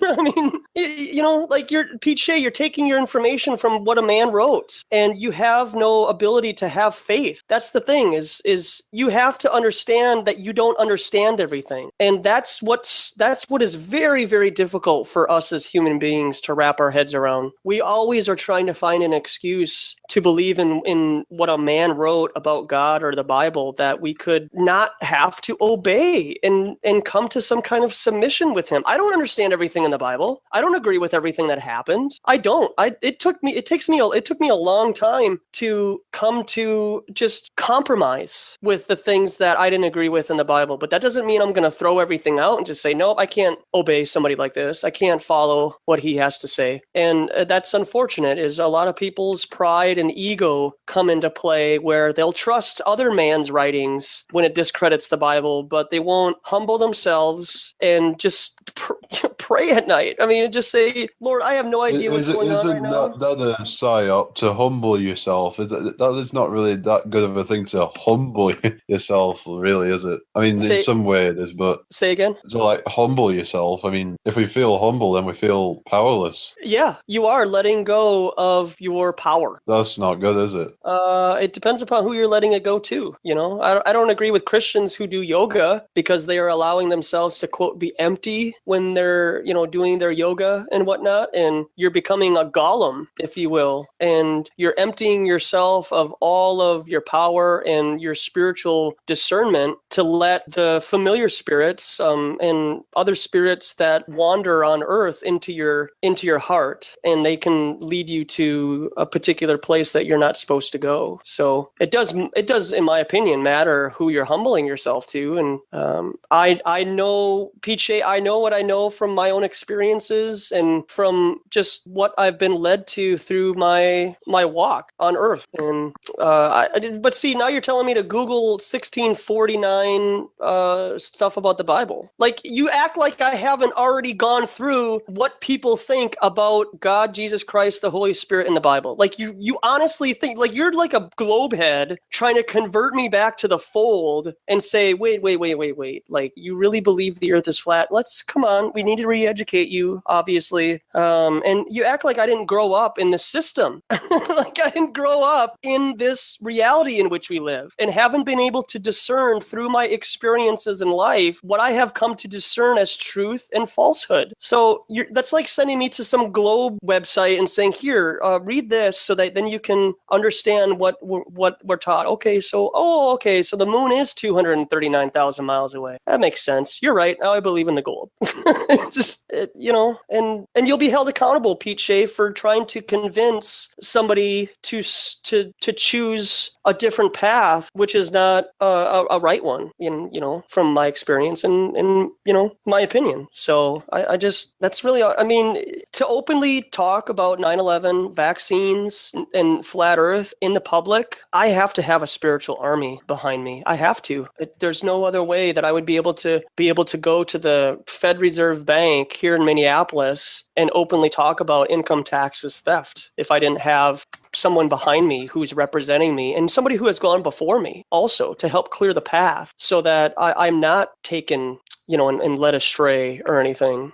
So that's my rant, I guess. I do read your comment, Pete Shea, but it's just not, it's just not where my heart is, man. And that's cool if that's where you're at. You can't teach an old dog new tricks. You've studied and you have quenched the Holy Spirit in that opportunity at this point.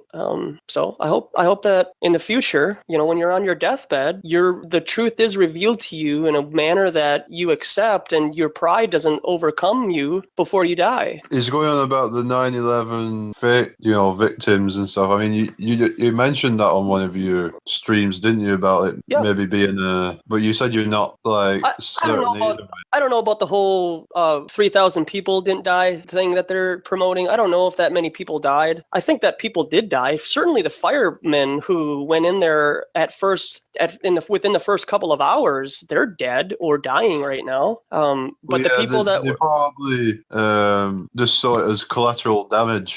If people died, and like you said, even if the 3,000 people didn't die, then some people must have died because, I mean, maybe not. I'm just, it's kind of quite a stretch to think that nobody died. Yeah. I think there might have been a couple of people left in those buildings who didn't get the memo, to not be in the building. But I am very confident in my view of 9/11, not only being an inside job, but being done by Israel and the United States government. An energy weapon was used in addition to missiles or some kind of advanced military object being thrown at the Twin Towers with thermite inside. So not only was it collapsed with thermite as a controlled demolition, but it was also used, they also used an energy weapon that we are not privy to. So big deal, Pete Shea. I mean, you think that I'm not aware of the lies and the deception that are going on in this world? Like I'm just some lost little sheep, some passive Jesus Christ is white Catholic peasant. Like I don't have strength and honor and integrity in what I think about what's going on in this reality. And just because I believe in the Bible, just because of the promoted Christians who are on Hollywood and maybe some that you have met who are weak and lukewarm, that doesn't mean that I'm that. So I'd appreciate it if you wouldn't put me in that same boat. And the only thing that I can do is just proclaim my testimony of what I think and, move on from there. So goldfish brain. I agree, but it's good to at least allow that opinion to be out there so then I can address it so then other people can hear about it. But yeah, exactly. And that's the thing is a lot of people out there create doubt and I guess I'm addressing it because I don't want other people who might be lukewarm in their faith or new to flat earth or even some of the current flat earthers who have been out there for a number of years to have doubt about much in this reality. So if I can just try to encourage people, then I guess that's kind of my role right now. So, but But yeah, well, I mean, that's kind of, overall, I kind of went on a little bit further of a tangent than I expected, but I did want to address the whole food thing, the laboratory so Pete meat. wants to come on and represent himself. I'll probably keep it going for a little while longer, just to kind of give Pete the chance to kind of obviously defend himself, because he has a right to come on and obviously defend his stance. So yeah, usual place, Pete. So yeah, carry on. Do you want me to hang out or just listen and I can? Well, I think he probably wants to come on and actually discuss that with you. Something. Yeah, sure. Yeah, I think he's not gonna be able to change my mind or convince me through his circular logic of his old time wisdom on Earth. But if he wants to voice his opinion, that's what your platform's about, Jamie. And we all really appreciate your openness to allow people to come on and voice their experience and their viewpoints and their opinions and stuff. But if he comes on and he thinks that he's going to convince me to sway away from God, the Bible, Holy Spirit, or the man known as Jesus Christ, who is God and who will come back someday and right the wrongs with fire in his eyes. Have at it, Pete. But I saw this video. Someone saying that God is a woman. Yeah. Sophia or Diana. Mm-hmm. I don't know, but this guy seemed kind of vitriolic and kind of didn't really like it, the way he was kind of saying it. Yeah. Sure. Yeah, Pete, come on. Let me grab something to snack on. Just give me a couple minutes and we'll take an intermission here, and I'll be right back.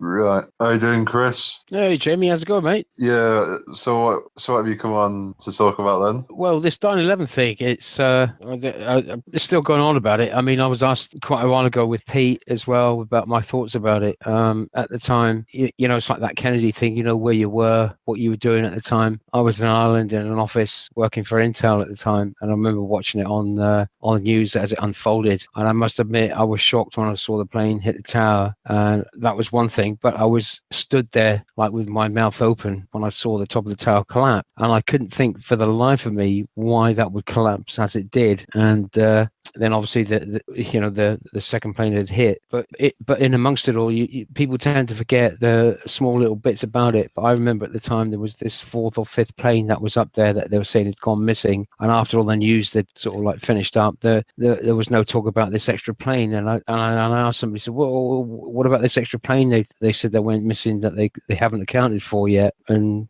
everybody was so aghast by what was happening, they'd forgot about that. And I had no satisfaction with that. So whether it was just some sort of confusement at the time, but to me, the way that the towers collapsed was a complete and utter. It just didn't look right to me at all. How they did that and however they accomplished that is another. So you believe people did die then? I can't say for the life of me that nobody died.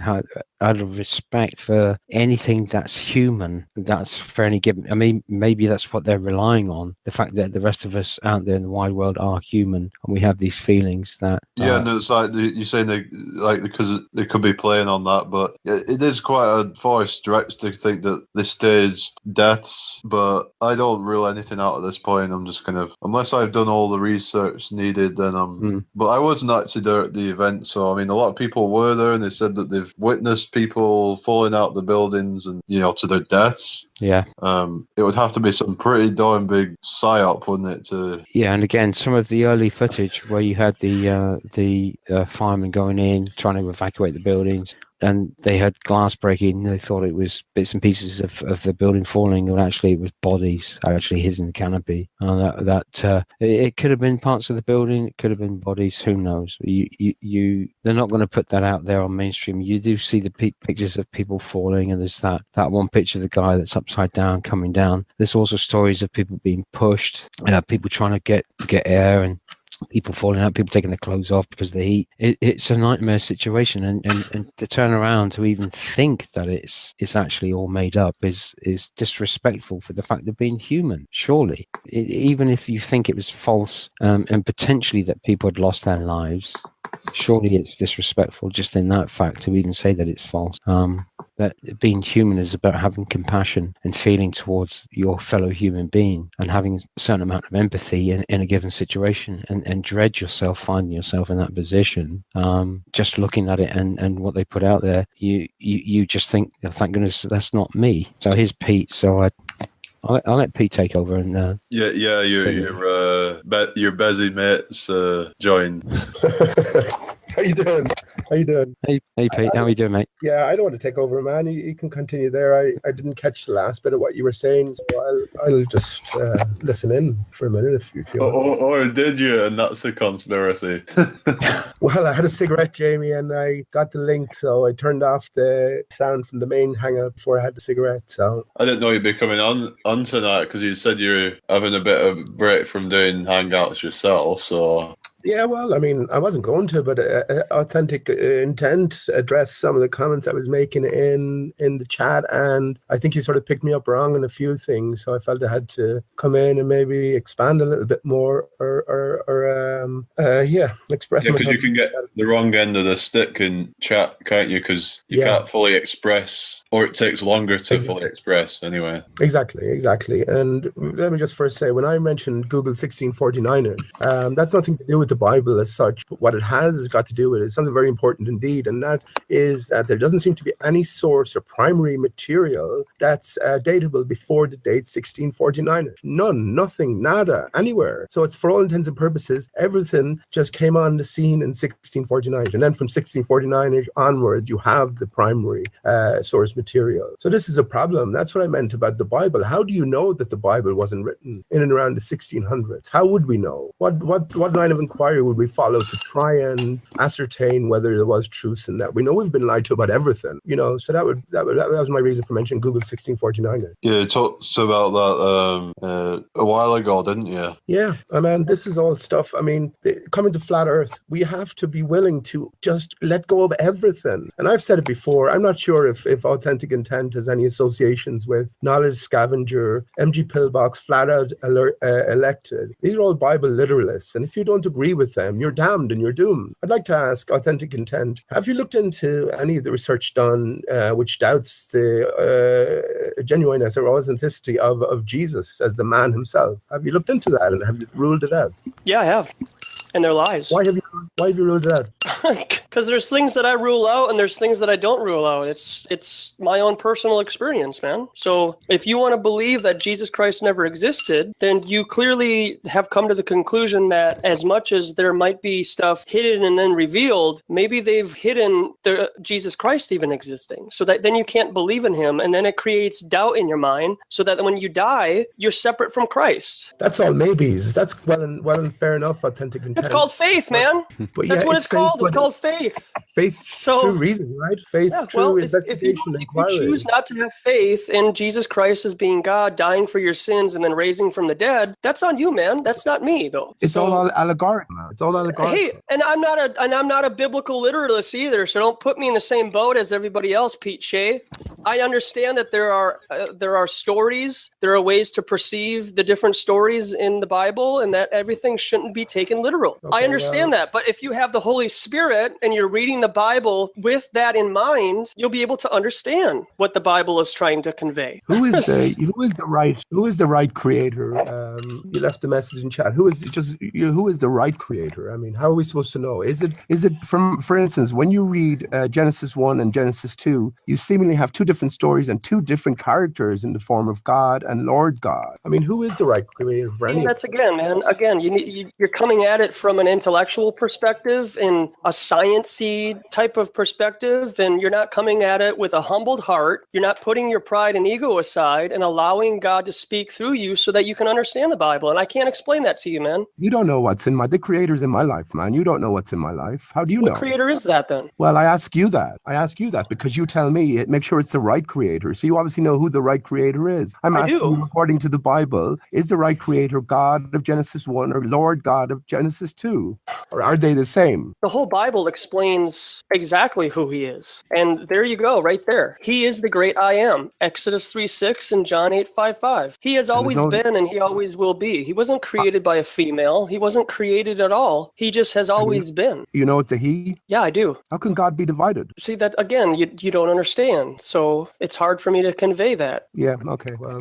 Okay, let's move on to something else, man. You talked about... God is spirit, okay? And he manifested himself on earth as Jesus Christ. And when he rose from the dead, the Holy Spirit was the spirit that rose him from the dead after living a perfect life, which was ordained by the law. I mean, as simple as the 10 Commandments. So there's more than 10 commandments.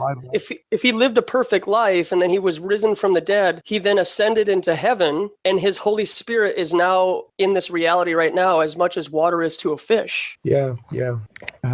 That's fair enough, man. And, you know, everyone's entitled to their point of view. I certainly won't knock you for that. And I didn't mean to group you into the Bible literist category. I just maybe assumed that you were. But that's why I mentioned, I did ask you, did you know these people? Do you know Knowledge Scavenger? Do you know Flat Out Elect? Knowledge Scavenger is what, Bad Christian now? Is your what? Knowledge Scavenger has the handle Bad Christian, right? To you? No, I mean, like that's her handle right now is Bad Christian, previously known as Knowledge Scavenger. Yeah. Oh, okay.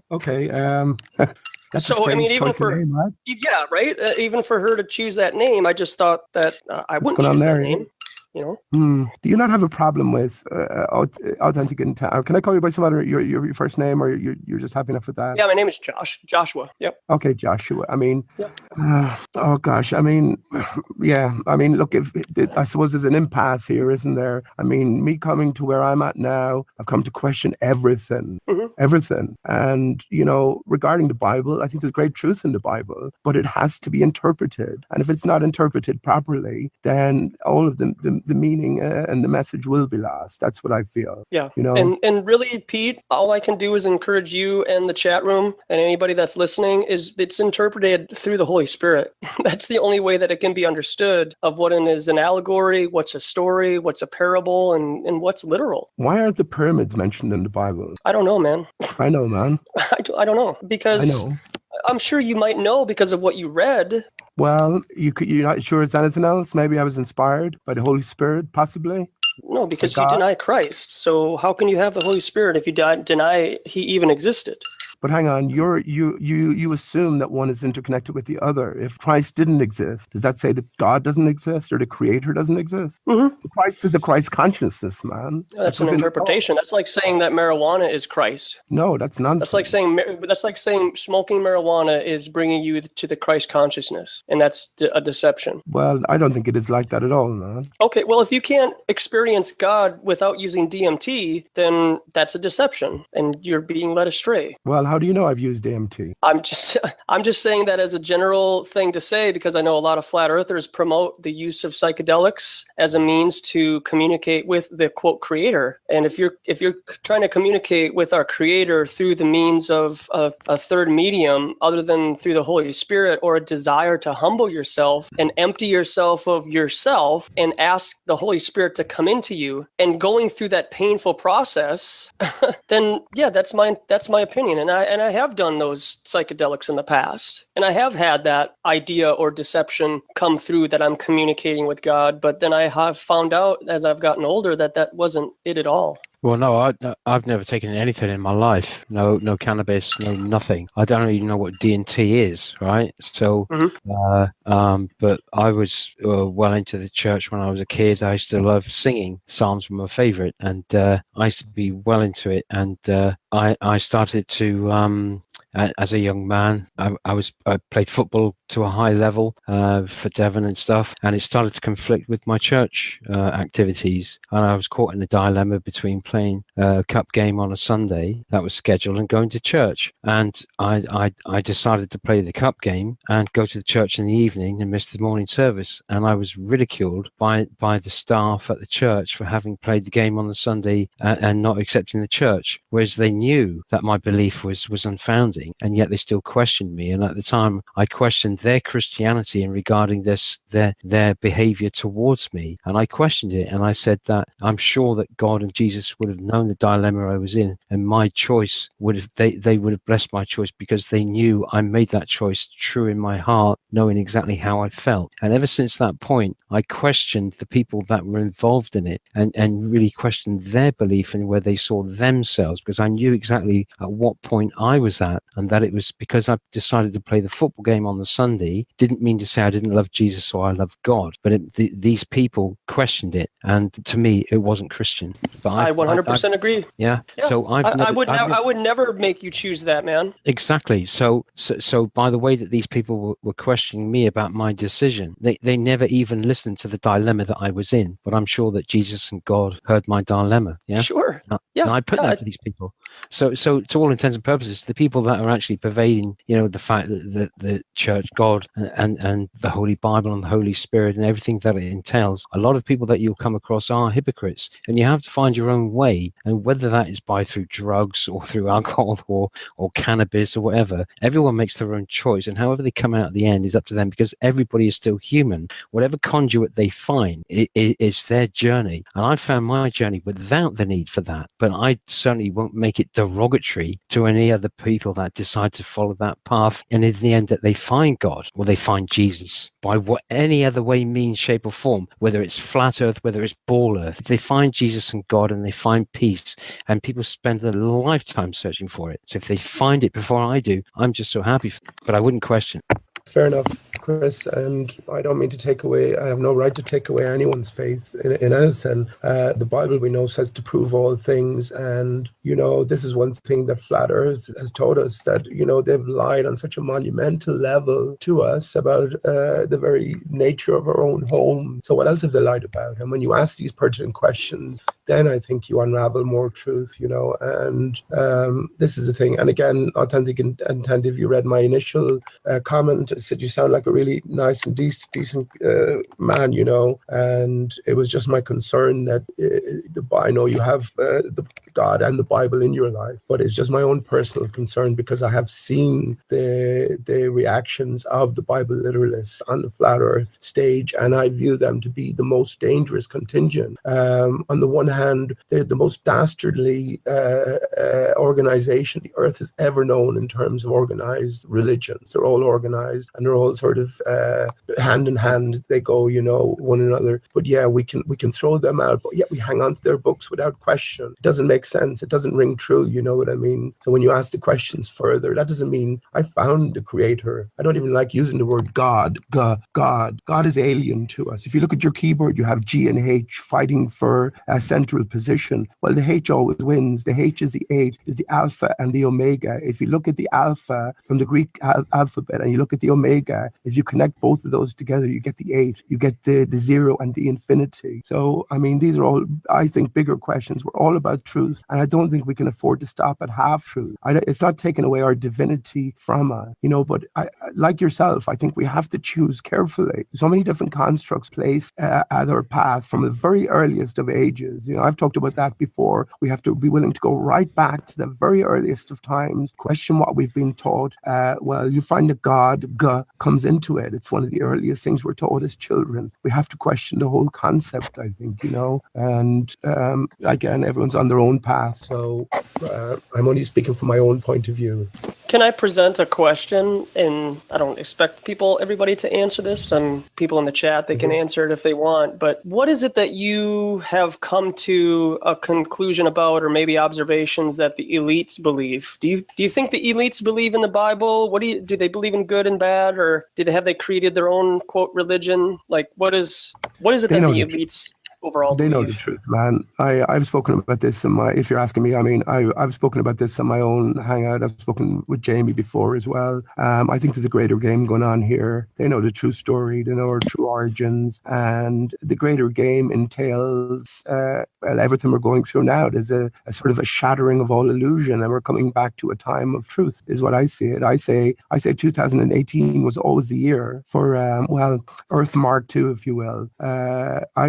I understand that giant trees, just the whole system, the whole realm was completely different. And that has been destroyed for whatever reason. And we're sort of in the process of rebuilding. That's the way I see it. And it's not just blind stuff I'm pulling out of my arse as well. I think there's lots of clues left for us everywhere. One of the most important books you'll find, or I have found anyway, next to the Bible, one of the most important books is Alice in Wonderland. We're being pointed at it everywhere. You look at your favorite band, type in Alice in Wonderland, your favorite band, you'll be sure to find something significant. It's been pushed at us from all directions. In other words, we need to take notice of this. And when you do take notice, indeed, you find a whole different story is being presented to us. Jesus said, we must become like children, to enter the kingdom of God. Well, it's all symbolic language. We have to go back to looking at the stuff that was presented to us as children and see it in a different light, interpret it in a different light. And that's the way I see it, and there is a firm sort of trail that has led me to all of this. And again, I don't mean to be fucking dogmatic or, telling you that I have the truth or whatever. I'm just expressing where I'm at myself, even if it's in a sort of forceful fashion. But yeah, I do see a greater game unraveling here. Josh, did you say Joshua, is that? Yes, sir. Yep. Joshua, yeah. I do see a greater game unfolding, and it's all according to a timeline. And the future is more fixed and certain than the past, because, one thing we have realized surely at this stage is that the vast majority of our past has been fabricated. When I talk about the ancient Middle East being fabricated, I absolutely think it's true. The pyramids I take were built in and around the 1800s. That's why there's no mention of them in the Bible. There's no mention Is mentioning the pyramids in the Bible have any relation to salvation? Well, you think about it, these are magnificent structures. They would have been a part and parcel of, the talk of the day, and they surely should have been mentioned over the course of thousands of years if we take... Well, how do you know that they're thousands of years old? What if they were created in the 1800s? Well, that's true. That's a good point as well. But what if the Bible was also created not at the date that it was said to have been created? There's other things as well, but that's just an instance. So yeah, that's a good point. By recognizing the fabricated nature of one, that doesn't automatically say the same thing about the other. I agree with that. But yeah, I'm not trying to get one up on you. I'm just bringing it up because there is an interesting video that I was presented with a couple of weeks ago regarding what is it called? Man lifts a 20-ton block by hand. Video, the Coral Castle. Yeah, and how they were using, basically Tesla type technology hundreds of years ago. So I'm just saying, a lot of our history is manufactured by the elites, and it does take some discernment and muddling around with stuff. And I guess I brought up that question: what is it that the elites believe? From my own experience and what I've read is the elites believe more of the Bible than a lot of Christians do, and they 100%, in my opinion, agree with the Bible. They know who Jesus Christ is, and they also know who Lucifer is. They just at this moment are choosing the wrong God, and they are Gnostics, and they think that the Bible was written about Lucifer, and they give him praise for giving us the knowledge of good and evil. And that's, for example, that's why the Apple icon for Apple computers is what it is, because they're acknowledging the bite into the apple of the knowledge of good and evil. Well, I say the apple represents an intact barrier, and the barrier collapsed due to the destruction of the giant tree. So the bite out of the apple represents the collapsed barrier. The ball is a ball system we're living under, where the north center is isolated from the rest of it. And this is what the great work is about. I say it's a 420-year great work. I've talked about this with in association with the dodo. I say the dodo never existed, and in fact always encoded the face of the flat earth post-inundation. And the dodo was said to be discovered in 1598. So I say that nothing before 1598 has any basis in reality. And everything since then has been all about, now what happened, I don't know. I think ultimately, it has to be sort of assimilation, because we are greater beings. So if we're greater beings, it stands to reason that we are entering assimilation of sorts, But yeah, that sounds like gibberish, I'm sure, to you, Authentic Intent, if you haven't considered what I've had to say. But yeah, that's what I say. Before 1598, it's all fabricated. It's just look. We talked about 9/11 briefly earlier on. An official version will go into the history books, right? So they can fucking alter reality in the space of a few short years. So God knows what they can do over the space of hundreds of years, if not thousands of years. So yeah, it's a difficult one. But I've said it to Jamie before as well. I think the most pressing question now is what is real? What is real? And when you ask what is real, it's almost as if they're trying to push the reality of Israel a little bit too much. It's real, It's like Mark Bingham. Mark Bingham on the telephone from his mum from the plane that crashed in Shanksville. He's recorded as saying, "Mum, this is Mark Bingham. You believe me, don't you?" It's almost as if you're trying too hard. But yeah, when I talk about the fabricated nature of ancient Egypt or the ancient Middle East, I mean it. I think they fabricated the whole fucking lot of it. First and foremost, because there wasn't such a thing as thousands of years ago. Before 1598, time had no meaning in the sense that we have it now. We live in a broken system. And actually, I meant to say, Jamie, I talked before about this big thing I had, and I would just want to confirm it. I fucking confirmed it, and it absolutely changes everything. Everything is finished now. Everything is finished. I'll be releasing it before September 11th, conveniently enough, but absolutely everything is finished because the heliocentric model is gone. The ballers will have no more to say, but it'll also change the minds of a lot of flat Earth people, and I've spoken about this before, Jamie, as well. Everything's about the broken sun. There's no stars, there's no moons, there's no planet that have their separate existence outside of the broken sun. And the broken sun itself is located, it's a broken tree located, tree of life, if you will, at the North Center. But that's a different issue. But yeah, this is the ultimate thing that the Bible, I think, was fabricated to give credence, first of all, to an ancient Middle East or to sort of chronological historical order, but also it is containing much truth as well.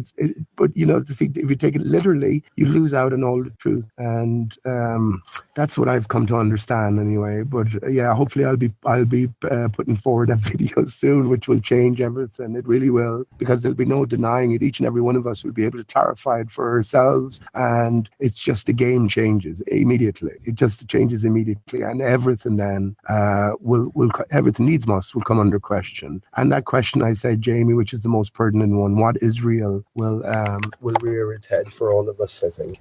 Yeah, that's fine, Pete. I mean, with respect to the time scales and everything, I do have a problem with that, because it wasn't until the actual invent of the rail travel that they could actually synchronize cities, because people could travel faster between each point. So they would, say, Bristol and London would stay on the same time as such. But before then, they would always be like an hour difference or an hour or two, depending on where you are in the country. And that was just in the UK. So who was to say what the time was around the other side of the world? But I guess going back further, before people were using candles to say, you could mark a candle and say that's an hour. What were they referencing that to? Was it be because of the position of the sun? The sun's going that way, so they would calibrate the candle that way. So that mark on the candle would be an hour. So if you had an hour to read, you'd mark it down there, because the experience would tell you that by the time the candle burns down that far, the sun's going to be moving that farther in the sky. But when you think about it holistically, the only gauge of time that people had who were out in the farmlands and whatever would have been the seasons. Right. So at least to that given fact, if you had no aspect of time of day or time of season, say between extremities, the only extremities you would have is with the seasons, especially at this latitude. So you would know the position of the sun, the position of the moon, say for example, how high it was in the sky, whether you were going to plant seed or sow. Yeah. So you know that in the hotter weather. So people could actually notch off how many seasons have actually passed and gauge that by looking at the next human to see how old they look. Yeah. So I'm not knocking what you're saying. I think there is something in there about history being written, because even as modern humans in our environment, with all the information that we are given, we tend to forget about things very quickly because they can chuck something else out there to make us forget what we're thinking about. And a prime example of that is Virgin Galactic. People forget about what Virgin Galactic have done, and then before you know it, 10, 12 years have passed, and they're still doing the same thing. It's not until you jolt people into saying, well, this is what they're doing now, thinking, well, and then people forget the timescales exactly when they did start beginning at the start of the beginning of when Virgin Galactic wanted to get people up into low Earth orbit when they were paying 250,000. What people forget also is the fact that Virgin Galactic actually was selling tickets at $250,000 each to help them fund the project for them to be able to get up there. Well, that's all forgotten about. So in terms of timescales and human trait, and I believe the human trait is a massive factor in that, and about how we forget because we're so busy living our local lives that we forget to keep looking at the bigger picture. And I think collectively over a period of time and over millennia and over generations, that becomes quite apparent, really. So I think there is a valid format in saying that history has a potential for rewriting the timelines because we forget as an individual and collectively. We do forget. So I would have to accept that there's something in that would warrant further investigation. So how do you begin, Pete, to actually begin to investigate the timelines, and how would you correct that? I am interested in it, and it is something that I think is very valid. Yeah. Well, I mean, Anatoly Fomenko. Have you heard of Anatoly Fomenko? It's sort of Google 1649 is a step further than Anatoly Fomenko, and I haven't researched this too deeply. You know what I mean? I don't like to sort of get too deeply into anything. I mean, Google 1649 is a big voluminous book, and there's so many different instances given and examples given almost across the board, and no primary source material can be dated to before that date. Regarding how you would go about it, I mean, that's up to the individual. You have to start asking the pertinent questions, I suppose. This is the individual's journey at the end of the day, Chris, as you know well, and I know the way I probably sound here and the way I might be coming across, and I really don't mean to be coming across in that manner. I think the most important point is that we have to question everything, and that includes, and most especially entails questioning the Bible, the book of the most dastardly organizations that have ever graced the human race. You know what I mean? Yeah. I mean, look into that. Then you. Yeah, I know you and I've had our differences, Pete, but as I've said before, is that it's your question of my integrity was your openness about it was fair enough, and I certainly didn't hold any grudge against you because I knew, that your question was founded as such from what you'd seen before, but that didn't put me off as such, and I would still interact with you, and I still listen to what you say, and I think you've got some great things to contribute and to that effect, which is why I still like interacting with you and well, Chris, discussing things. I can't say I've changed my point of view, man. If you're not Paper Explanator or Evil Edna, you are the fucking spitting image of him in terms of vocally wise, and that's the way it comes across. And other people have had dealings with Paper or Evil Edna before as well, and they've said the same. So I mean, where do you go from there? All I would say to you is, if this is not the case, if you are not Evil Edna, then you have nothing to concern yourself about. You know what I mean? Right. If that's the worst thing I've said about you, well, it won't be too bad, right? No, exactly. Yeah. So I mean, not to divert it in any way, but just to clear the air, as it were, so we can continue and interact. That's fine. I mean, listen, I mean, there's a different game going on here. I know there's a different game going on here. And the way I look upon all the actors now, but be the Ball Earther antagonists, they're easy to identify. Those actors are the people who come back again and again with the same questions, seemingly infinite patience, like Negator X. He'd explain why there's curvature to the Earth at 6 miles till the cows come home, So that he's an actor. What's more difficult is to pinpoint the Ball or the Flat Earth actors, and they're there in spades. sides as well. All the main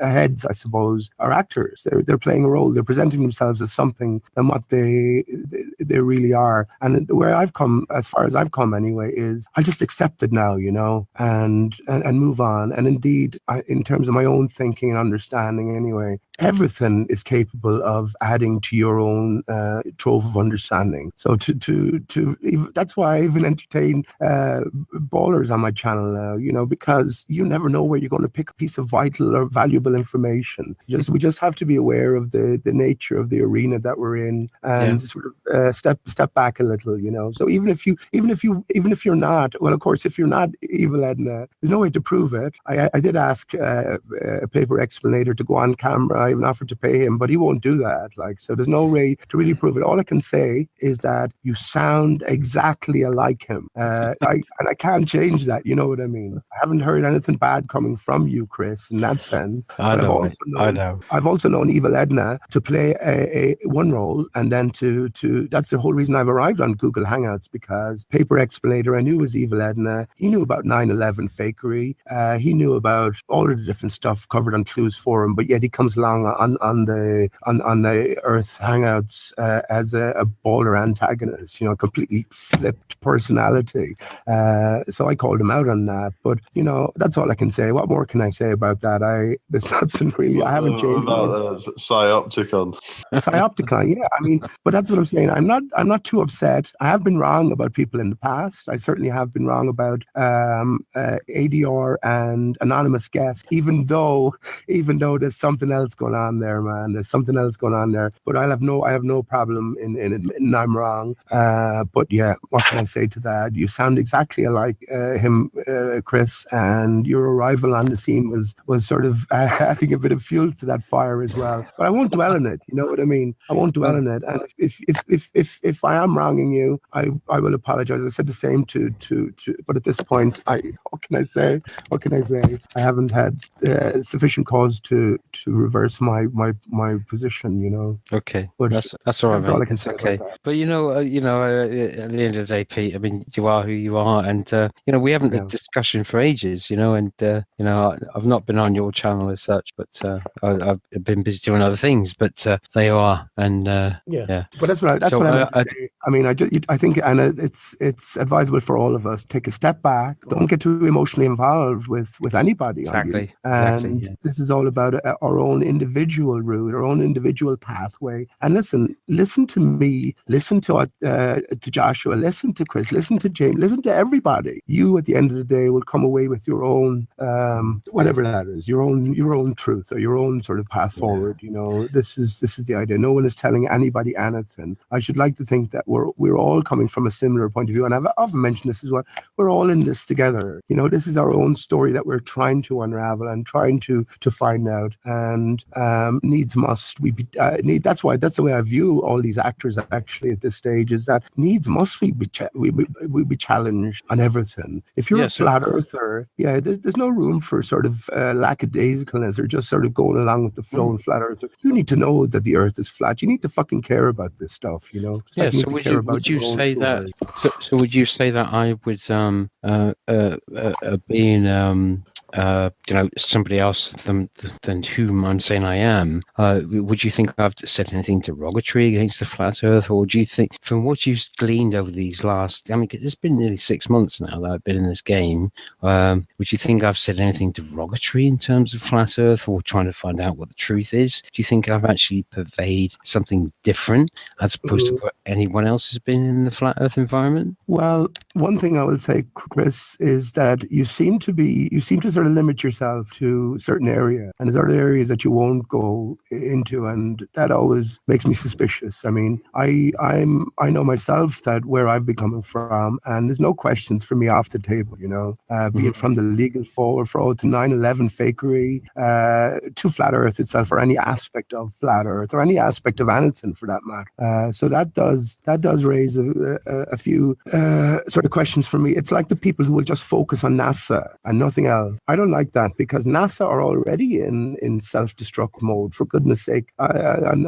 in the likes of movies like Capricorn 5 and Interstellar, they're telling you that the fucking things were faked, you know. So NASA have been put into self-destruct mode. So anyone who just say, let's focus on NASA, nothing else. No, I don't like that, man. We should all be talking about the things that are pertaining to all of us, not just all of us, our children as well. I mentioned three things: flat Earth, of course, the legal name fraud is the biggest one ultimately, and 9/11 fakery is another one I leaped in there because everyone knows where they were in 9/11, right? And if the world were to find out that we were spoofed, we were fooled, we were tricked, our chains were yanked, which all the evidence, all the research is done. You know what I mean? I've left 9/11 go a long time ago, pretty much, but there's more resistance to 9/11 media fakery and victim fakery than there is to flat Earth, would you believe? So that tells me something else as well. And now I can even understand why that is, because 9/11 is representative of something else. If we get lost in the literal, be it from Thermite, Stephen Jones to Judy Wood, Dmitry Kalazov, if we get lost in any of the literal, we're losing the bigger meaning to 9/11. And indeed, I think it has the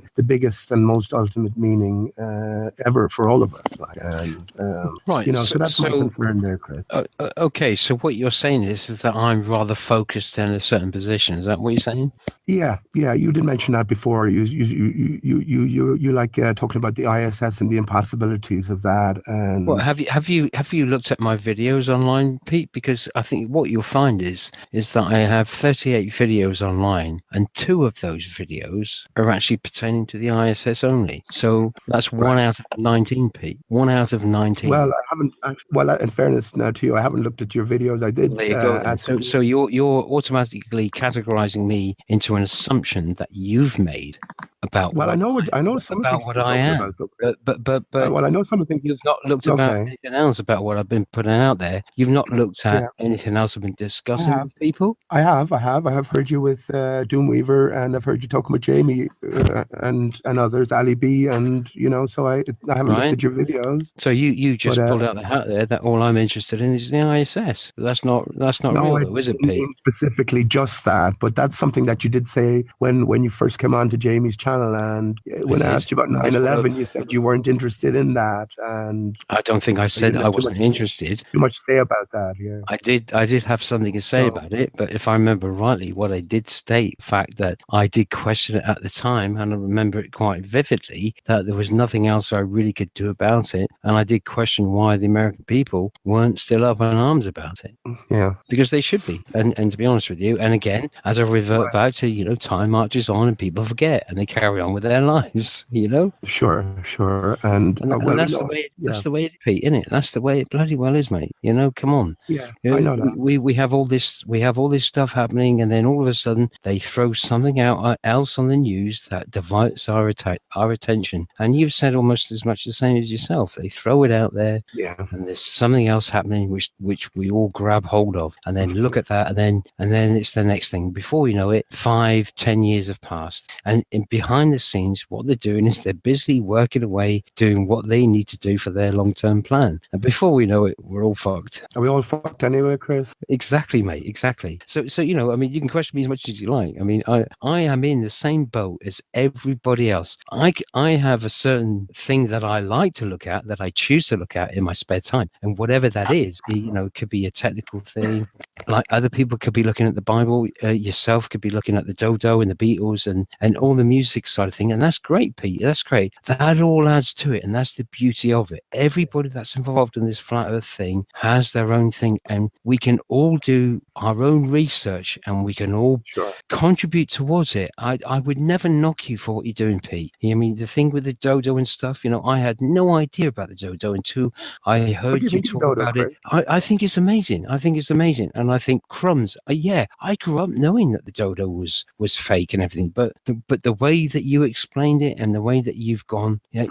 Sorry, Chris. How did you grow up knowing the Dodo was fake? I didn't. Well, I did. I mean, I even remember the Goodies doing something about the Dodo, for heaven's sake. You know, the Goodies, the trio. Really? Yeah, they did something on the Dodo, and it was just, again, it's another one of those things that's ingrained into you, that it's extinct as a dodo, and that's what you remember. I remember that as a kid. What do you mean? But again, when you say you grew up thinking it was fake, you thought it had no existence. You thought it was a made up thing. Sorry. No. Okay. I thought that it was extinct. It was a true thing, but it became extinct. As extinct as a dodo. We all thought that. We were all taught that in school, Chris. Yeah. So you wouldn't be exceptional. Coming into this flat Earth realm and listening to what you had to say about it, and I hadn't poo-pooed it straight away. I listened and I listened to what other people say as well. I can't say I agree with everything. I don't understand everything. But like you said, Pete, you may take certain bits of information from it, like from whatever the ball earthers are saying, and glean something else from it. And but it's a whole collective. And what I hate to see at the moment is that all this infighting with people about he said, she said, and they're doing this and they're doing that. Let's stop all this. I don't know what the answer is. I really don't. But I mean, everybody. Yeah, I was going to say, everybody is trying to do something. I've called Ali B out an actor on the Flat Earth stage. Chris, do you think Ali B is an actor? I don't. Actually, hang on. Don't answer that because no, and I mean this. Don't answer that because I know that you're on quite friendly terms with Ali, so you don't have to answer that at all. Well, do you know what, Pete? If you talk with people offline, if you talk with people online, and you can talk about, let's talk about carrots growing. If you want to talk about carrots growing, and you find somebody else that's interested in talking about carrots growing, if you talk about carrots growing online with somebody, you have a few beers and you have a good laugh, and you're living your life, and you're having a bit of a laugh at the time. What is the harm? It has no bearing on the bigger picture, does it? It has no harm for having one personality here, one personality there. If this person deals with that person, is it really any harm to anybody else in what you're doing? If you want to talk about carrots growing or onions growing, it doesn't matter, does it? Really? Well, the fact that I want to spend time with Ali, and if he wants to do a hangout, and I want to talk to him about complete shit or about airlines, he's interested to hear what I've got to say about stuff. Is he an actor? I don't know. He could be using me for all I know. I don't know. But the fact is that when I spend time with Ali online, I have a good laugh with him, and we cover lots of aspects, and we may cover we may cover stuff that anybody else is not interested in. I come away with it, and I've had a good time. Well, that's why I withdrew the question, Chris. Genuinely, it wasn't trying to catch you out or anything, but yeah, that's why I appreciate that. But one thing I have said for the longest of times is we have to be aware of the nature of the arena that we're in. If we're all about sort of coming towards truth, and the arena we're in is speckled with actors who are there to, I suppose, sort of hide or conceal the truth to a big degree, we do well to be aware of it, right? In general, for our own benefit anyway, the way we're not misled and sent down blind alleyways. And I think this is ultimately the point, again, because of the seriousness of it all, I do view the actors in a different light. I see a greater game unfolding. You talk about us being fucked. That's why I asked you, are we all fucked anyway in your mind, Chris? Are we all fucked? Is there anything we can do about this? I mean, what? Well, I'm just saying.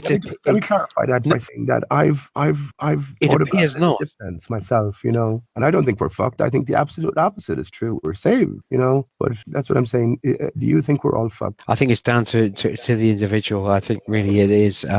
If we look at the holistic picture and what they're saying, and so someone asked earlier on about, do the Illuminati know what the situation is? I mean, Joshua asked that. Yeah, for me, of course they do. Of course they do. They know exactly what it is. That's why their whole plan is to go against it. It's because they want to get rid of everyone else. Of course it is. They want us to not follow. They want us to not. How do you know that, Chris? Though that's sort of a 14-year-old will tell you that now, won't they? You have 10-year-olds coming up telling me about the Illuminati and how they want to wipe us all out. You know what I mean? So there has to be something else going on here. Yeah. I don't mean to say anything against you there, Chris, but you know what I mean. I know. Who knows about the Illuminati now? So there has to be a different story. I mean, this is what I say to Jamie as well. All these pressing questions come back to us. Who the fuck are we? This is the bigger question. I've equated us to Alice in Wonderland. All of us are in Wonderland going through this experience, I guess, for whatever reason. I think we've been we've voluntarily entered it, but we've chosen to forget for whatever reason.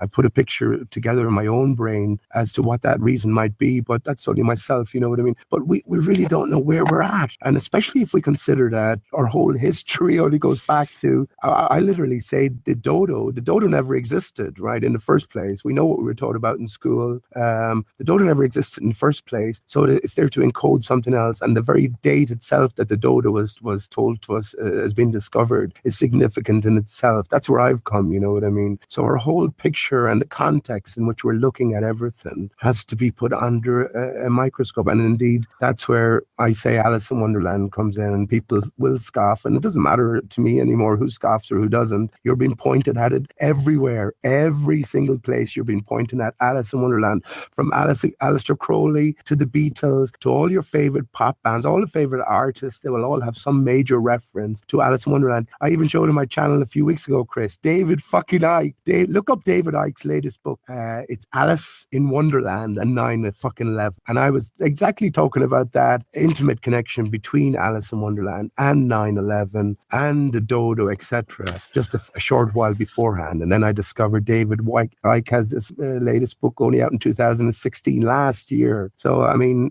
again, what is real? What is the bigger picture? I think once we're too close, we're missing it, you know what I mean? And we need to take a step back and re-examine everything. I'd take it that the Alice in Wonderland and Alice Through the Looking Glass has more truth in it, in a real sense, than the Bible. I literally take it that way. I think of all, and I've said this as well, that of all the chapters and all the books ever written, chapter 3 of Alice in Wonderland I put it in the top 5 chapters, most important chapters ever. I put Job chapter 40 of the Bible as the most important chapter ever, because it reveals the word behemoth.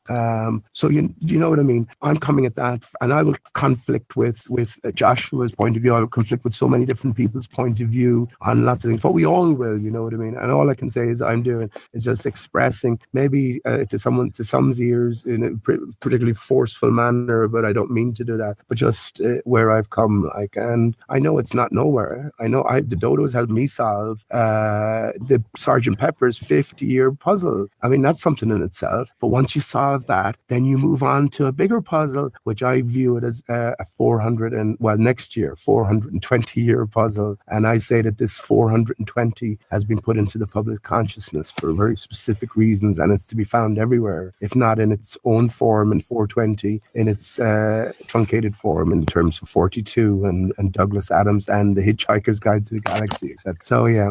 I got a question for you. In terms of this meme that's going around Flat Earth, there are no atheists on Flat Earth, how everybody who understands Flat Earth thinks of some kind of a creator or dome-type structure, petri dish or whatever. Like, they've kind of eliminated the whole atheistic viewpoint. Why would they, quote, let loose Flat Earth or allow this to kind of proliferate as it has in the last 3 years? Do you think that they're trying to get people to a spiritual level more so than an atheistic viewpoint of choosing a biblical God or a creator God as to usher in some kind of a spiritual revelation or a renaissance of some kind? Well, my view is, Flat Earth is, well, first of all, the Earth is always known flat and stationary, at least locally wise anyway, at least the Earth that we know of, you know, and a different story is unfolding. This is where I talk about the 420, Joshua. This day, 2018, for me is always the year, I'm just seeing it being clarified everywhere as well, has always been the year of what I call a sort of the relaunch of Earth, or Earth Mach 2, and that involves a lot of frequencies as well. The way I see it, this is all about us as individuals coming to realize our own, divinity in one sense. And everything we're going through now, the future is already written. You know, we're getting back to the future. And I guess one of the big questions that I still have remaining is, how has it come to all of this? What was responsible for the destruction of the giant trees? And I know that's even, let me just say as well, even when I start off a sentence at the very basic, it's going to cause controversy, you know what I mean? So I've taken the giant trees as part and parcel of my reality, or our history's reality, and something changed all of that. So that's a bigger question. And Yeah, I mean, first of all, you have to ask that question, and I suppose you mightn't like where it will lead you. But for me, I see us in some sort of we're going through, how would you say it, punishment, some sort of a punishment phase for something that maybe we've done or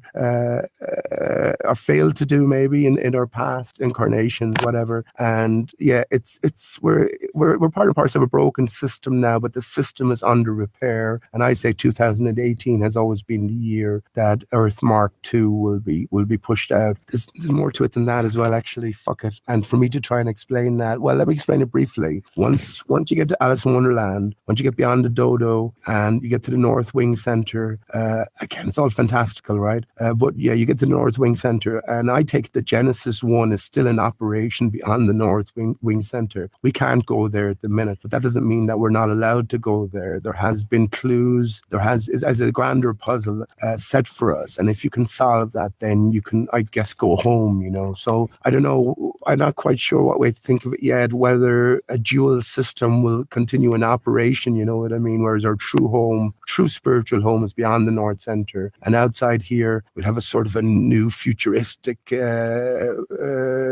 future before us, but still separate from our true selves. Again, that's not a great answer, but it's sort of convoluted. In terms of my own investigation anyway, in conjunction with others, there is a departure point. We can go home. Of course, you've heard the talk about Quasi-Luminous and Devin Magdi and all, these different people. I literally take this to be a reality, and I think it's an option of ours to go home. If we wake up enough, we will get in touch with our own true selves and feel that yearning to go home to a real reality, as opposed to potentially this fake reality it's been sort of constructed for. I don't know if that's answered your question too well. I mean, probably not.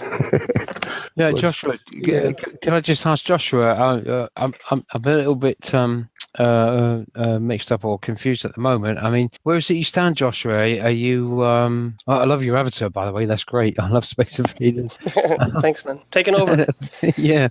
Where is it you actually stand at the moment? What was your feelings? Well, I've been a flat earther for just under 2 years, and through no evidence of the Bible, I was drawn towards the idea of flat earth, and just in the last year or so have been even more convinced that there is flat earth evidence in the Bible. And I've been a Christian for about 10 years. I'm 36 right now, and I believe that the Bible is the inspired word of God written through man, and Jesus Christ is God. He walked on earth, lived a perfect life, died for us, rose from the dead, and ascended into heaven. And God as spirit is sovereign over this reality. And for us to not have the presence of God in this reality would be hell on earth. I know a lot of people think that it's hell on earth already, and I can't argue with that.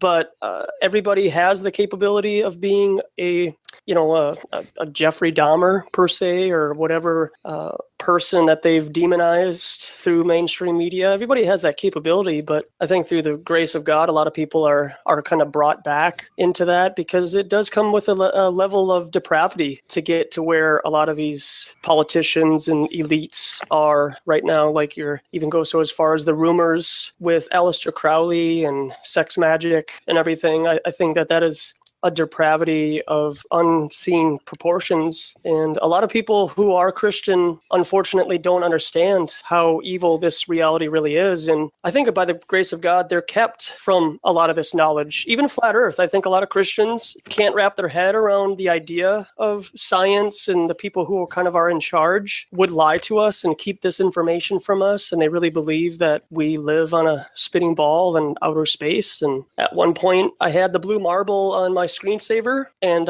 I thought that was the view that I was getting that God had. Like, I really thought that.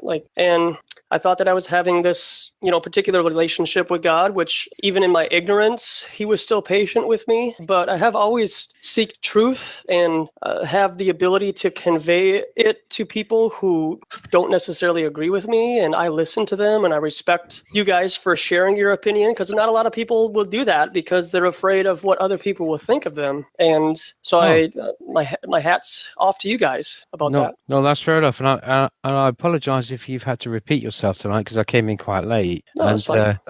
But for me, I'm what 54 years old now, or encroaching 54 years. And like I said, I was never coerced into the church. I was drawn to it. I loved singing. I used to sing my heart out, and even as a young child, even before I knew who God was, or before I knew what being a Christian was, or even before I knew that Jesus had even survived, that was around on the earth, or even what the Bible was.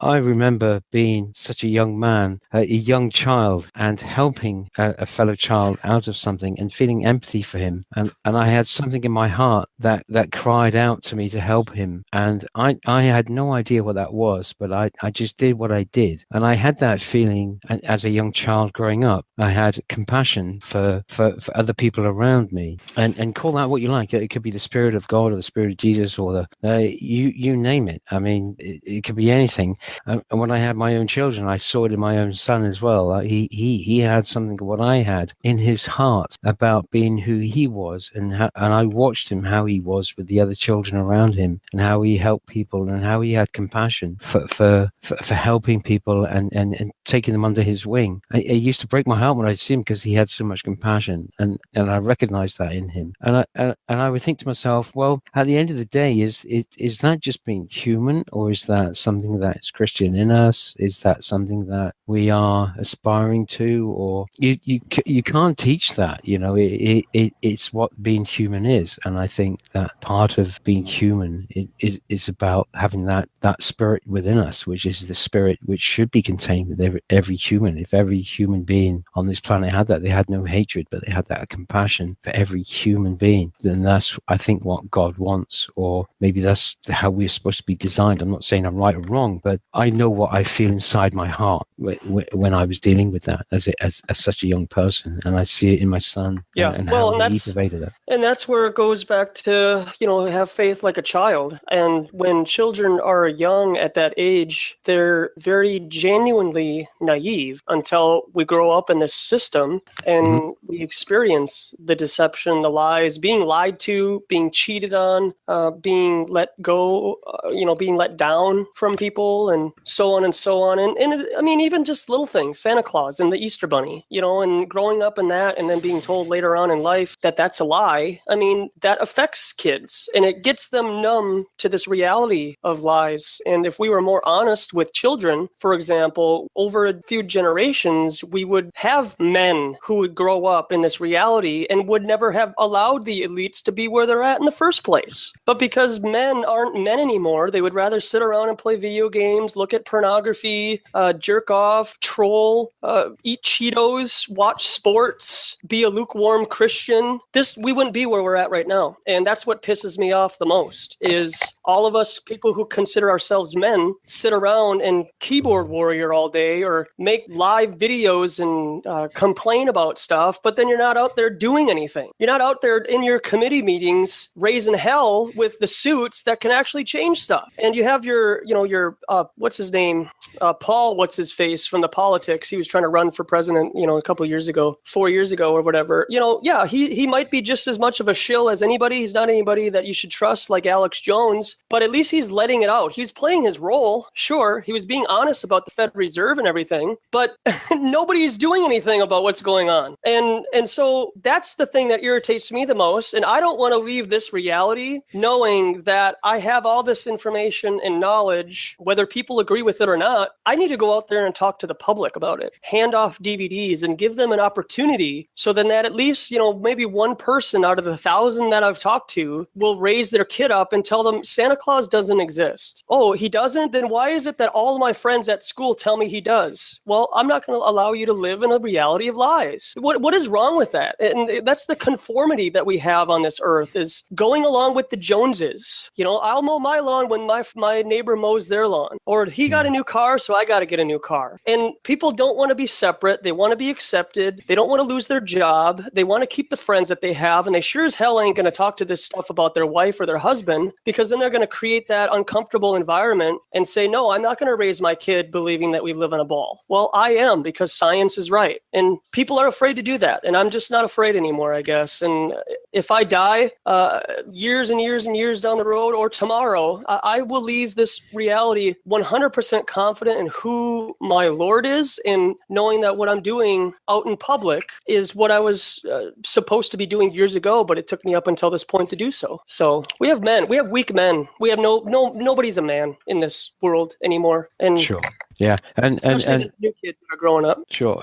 I always was of the as great as the church was, and as big as it was, and like I said before, I was questioned about why I chose what I did to do. And my whole thing when I was about 14, I said, look, I don't have to come here to be a good Christian. Surely I can be out there doing things without having to come to this big building to say that I love Jesus and I love God. Surely I can love Jesus and love God by helping out in the community and being out there and expressing myself in the way of giving out my love in the name of Jesus and God. And they had no question for that, apart from thinking I was actually being blasphemous. But to me, that was really true, because I was questioning what they were saying. And, I can imagine back in the day now, where I have another place in Somerset where I have a little place, and I can see it from where I work, and there's a large church tower there. And you can imagine going back to the 14th or the 15th century, that tower would be a beacon to everybody in the surrounding farms, and the bells would ring out and they could see it from a distance, and they'd all head there. You wouldn't need to set your sat nav or anything. You could see it,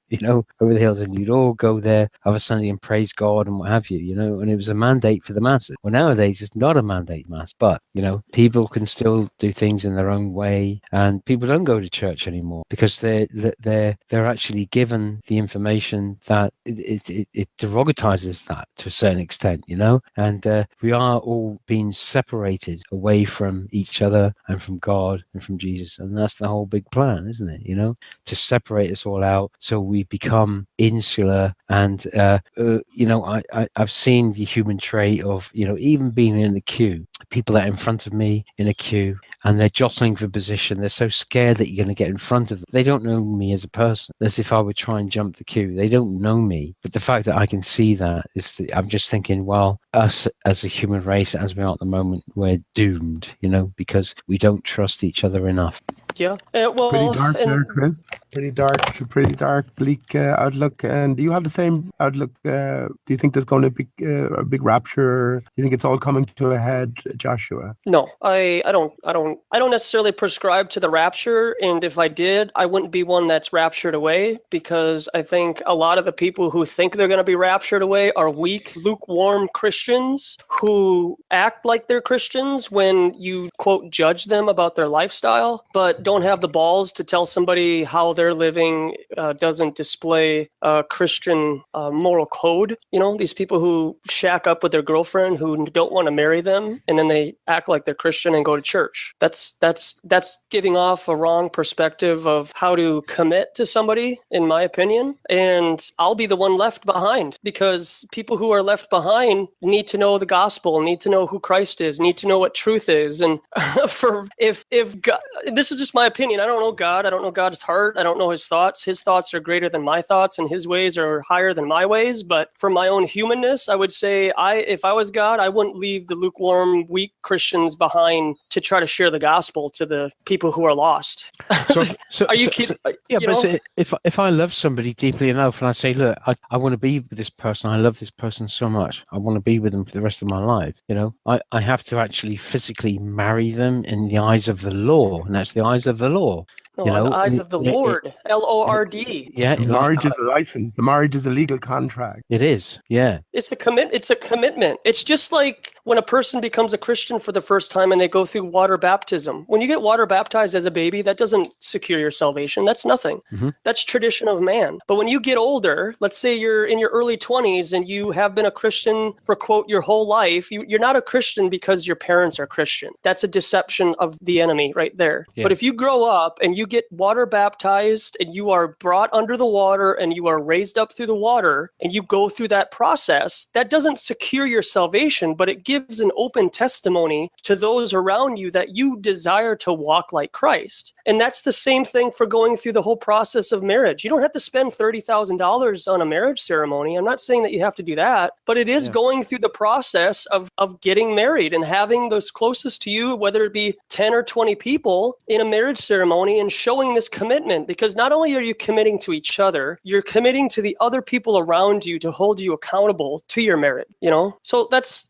just how I feel about marriage. It's taken me a long time to have that perspective about marriage. I've walked with Christ and had out of wedlock type sex with females before, and I can't continue in those relationships. You know, as much as the flesh thinks that that's okay, give it 2 or 3 months and I'm like, I can't do this anymore. I'm sorry, I committed to something that I can't continue to commit to. Do you want to get married and make things right? And then she says no, and then I say, well, I can't do this anymore. I'm sorry. You know, so I've had those issues before in my life, and I've regretted them, and I've repented over those things, and I've moved on from those things. I don't dwell on the past, but yeah, I do feel very, very strongly that if you're capable of living with the girl and you tell her that you love her and, hey, you know what, I want to wait till we have a house together, well, you're missing, from my opinion, I think you're missing out on a really good blessing to be able to commit to a female and show that. And marriage has ruined many a good relationship, John. Yeah, for sure. It has, and so has not getting married. So, sure. But at least you're doing it. At least you're doing it in the right manner. You know, you have the right heart intent to it, and if you get married and she ends up cheating on you or vice versa, or it doesn't work out, then it doesn't work out, but at least you went through with it. And I think that divorce has become so easy for people to do nowadays, which is a very unfortunate, but there's always these options. You know, there's always the option of leaving somebody else and not really committing to the person that you say you love, because love is unselfish and it does not seek its own. And it takes just from my experience, from the little amount of quote love that I have shared with somebody else, I can understand why it is a very difficult thing to be married in today's age. Do you know about the legal name fraud, Joshua? For what? Do you know about the legal name fraud? The legal name frog or fraud? Legal name frog. Yeah, I've read it. Legal name fraud, F-R-A-U-D. No, I don't. You don't know about that, man? No. You got to know about that. You got to know about that. You have to do some research in that, Joshua, because if you go around thinking you are a legal name, right?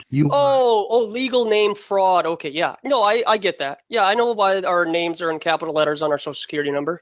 No, it's more than that. It's more than that. You know, and anything that kind of goes along with that. And I know that there's videos out there that claim that you can get some kind of a secret bank from the IRS that you have available to you because of your quote, you know, your corporate name. Yeah, well, that's a different area there. But I mean, the world is going around thinking that they are legal names. You know, a legal name is a dead fiction. When you get a marriage license, you sign with your legal name, which is not yours in the first place. So it's all fraudulent to begin with. Marriage is in the heart, right? So, I mean, everything else is just going through the motions, but the motions are all corrupted. Like, this is just the nature of everything, the nature of the whole fucking religious system. It's all intertwined with the legal system, and it's all about taking us away from who we really are, getting us to think that we are something other than what we really are, you know? So the whole... But you do know what intent is, though, right? Sure. Okay, so does knowing that your legal name is quote fraudulent and doesn't mean anything, does that take away from the fact that people want to get married and have a committed relationship with somebody? When you sign a marriage certificate license, you sign away the product of that marriage to the church. In other words, you sign away your children. This is the nature of it. I'm not talking about the intent between you and your lover, your partner, or whatever. This is about involving a third party, you know. I guess it's a bit too convoluted to get into it here, but I mean, you should definitely do some more research into it. I was very astonished to find out that Jesus was registered. In one of the Gospels, it says Jesus was Mary and Joseph took Jesus to some place to be registered. That's telling you something there itself. Jesus is a construct for me, and Jesus has to go. I mean, I don't want to upset or offend anyone. Have you considered that Jesus? You're not offending me at all, man. It's not going to change how I feel. And no. And they can say that he's a construct, and just as much as that man has written in what quote Jesus is is a construct or some kind of an idea, that doesn't change Why? What's the 33 reality about? that. What do you understand What's what that? 33 is about? Jesus died when he was 33. What do you understand that Jesus dying at 33 on a cross represents? Or, I mean, is it you really just take it literally and don't investigate any other possibilities with all of this? But do I? I'm asking you, do you, or have you? I mean, but that doesn't take. See, that's the thing, is the enemy wants to create doubt in people's minds in this reality to think that you do not have a savior. That's it. As I am, if so are think you. that Didn't you Jesus have, say that? As I am, so are you. And more even, he said, didn't he? As far as I remember. see, but okay, Well, if that's the says that I'm more interpretation than that you want to him. have without having the Holy Spirit, then you're deceiving people. Right? But I would hope that you would humble yourself and let go of your pride and ego and really read what Jesus said about who he was and is. Mhm. So that doesn't take away my assume it's- faith. you assume Nobody it's can pride get and their ego, right? faith and build. Well, you see, when you get insulting, you assume it's pride and ego. When I just asked you a simple question, Yeah, you did, but I'm Yeah. going to rebuke that question. That has I just nothing asked to you do with my consider faith, this. and I think Yeah. that to say that out loud and to allow other people to hear that and think and to doubt who Christ is, that needs to be rebuked. 33 is half an 8, right? You get an 8, you cut it in the center, you get a 33. What do you think? Do you think that's coincidence? Do you think when you look down at your keyboards and you have a H there, just below the H is a B, just above the H is a U, and just above the U is an 8? Do you think that's all coincidence? What does these that are have to things- do with salvation? Well, it might have everything to do with it, but if you don't consider No, it doesn't, my man. I'm sorry, it doesn't. if you don't consider it, how are you supposed to know where you might end up, like with that line of inquiry? Because how my keyboard is drawn out isn't mentioned in the Bible about Jesus Christ saving the entire world. Well, see, there you go, man. You're Jesus. So- We're all Jesus. We're all. No, we're not. No, you are well- separate from the Creator. Well, I mean, can you prove that? The Creator is him. The Creator is Himself, and He unfortunately is sovereign over this reality with the Holy Spirit. But He is not completely in our presence anymore. Holy Spirit, and confessing with your mouth that Jesus Christ is Lord, can you have a relationship with the Creator? That's it. Unless you have a personal relationship with Jesus Christ, and you can humble yourself and admit that you can't save yourself through your intellect or your own works, that's a religion. So when you go That's where looking, religion comes. when you go for looking for the authenticity to confirm to yourself that the Bibles are indeed genuine, and you don't find much, you actually find that, for instance, Google 1649ers, there's no primary source material that predates this date. Where do you go then? What do you do then? If you believe what a man wrote, then I don't know where you go. It's like you're kind of stuck, right? Who wrote the Bible? I mean, who wrote the? Exactly. Yeah. I have faith that who wrote the Bible, and other people have faith in who wrote other stuff. Right. Well, that's fair enough. I mean, I'm not going to take your faith away from you. Let me tell you what I've discovered myself, and the more I see of it, the more I understand it's true. Jesus was born in Bethlehem, right? So Bethlehem is the birthplace of the Christ, or the Christ consciousness, as I say. I say that the solution to the Bible is behemoth. That's why I say chapter 40, Job, is the most important chapter of any book ever written. Behemoth is a very close to Bethlehem, except you have the L placed within Bethlehem. That's significant within itself. I asked you about the G earlier on. The G is the 7th letter. 7, if you invert it, is L, right? So this is all significant. But what if I was to tell you that behemoth is the solution to the Bible? Would that mean anything to you, Joshua? Yeah, I'm not a Christian anymore. Wow, you just blew my mind, man. I mean, No, I'm not trying to.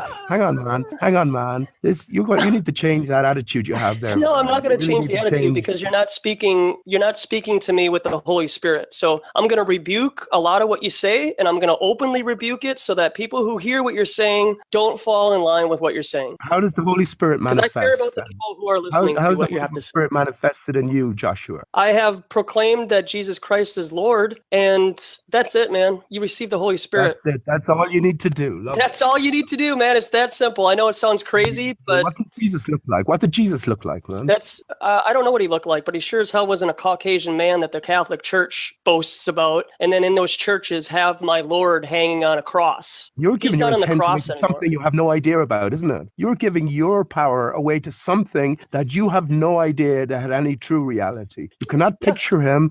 You cannot. This is what I'm Faith, saying. And right? you come along and you say to someone like me, you're speaking to someone who doesn't have the Holy Spirit. I find that particularly offensive, actually. Okay, well, the truth offends sometimes. Well, So- you say all you need is the Holy Spirit is just to acknowledge that Jesus Jesus Christ is Lord. Do you even know the word Lord itself, as in landlord? Well, see, and you're you don't know what you're saying, man. intelligent. You don't know who you're giving away your intent to, and you don't even know the words you're using and the spellcraft associated with them. But yet you have the knowledge. So everything is the Holy negative. Spirit within you, that you can say that I don't have the Holy Spirit, when all it takes to have the Holy Spirit is to acknowledge that Jesus Christ is Lord. It's that simple. Well, I ain't falling for it. Why does it have to be like this convoluted, like, works? You have to gain some kind of respect with God, and like, why do people make it at such this difficult path to take? Why can't it just be Jesus Christ is God? I believed what he did was perfect. He lived a perfect life, and he died for my sins and rose from the dead. Why can't it be like that? What if everything was flipped and Lord God was Satan and Satan was Lord God? Where would you be then? Well, then that's exactly what the establishment wants you to believe, because that's who they worship. So do I go to the Bible to find out more about this character Satan? I know I can go there to find out the character of this Lord God. I mean, so you can find out a lot about Lucifer. And proprietor, if you need to unsub me because I speak my mind and you keyboard thump, that's up to you, man.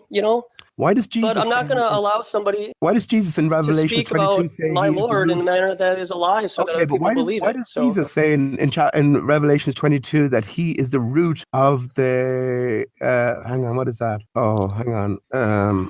Sorry, I'm after forgetting the exact term now, but it's to say he's the root of the morning star. That's what it is. Jesus said in the last few verses of Revelation 22, he is the root of the morning star. Now we associate the morning star with Lucifer, right? That's what they say, yeah. Mm-hmm. So what does Jesus mean when he says he is the root of the north or the morning? What did I say? The morning star, is it?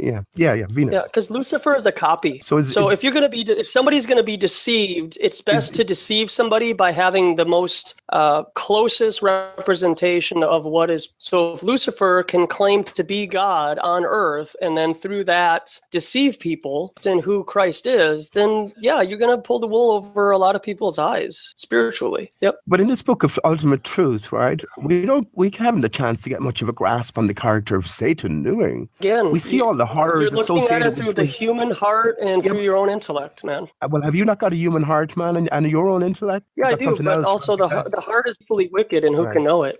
Yeah. Again, until people are able to get to that point of allowing their humanness and their pride to subject themselves to maybe like they need a savior and salvation through somebody else other than themselves, you're going to be very disappointed when you leave from this reality to the next. But that's exactly what you're doing. You need a savior other than somebody from I do. Than yourself. I 100% do. I do. I admit that. At least I can admit that. I'm weak. I'm Why, ridiculously sinful without him. And even with him, I can choose to stray. But without him, then I have no chance. What do you mean you're sinful, man? Can you not forgive yourself of your own sins? We are born in sin. So how am I born in sin? That's just the way it is, man. It's just the way it is. That's just how this reality is.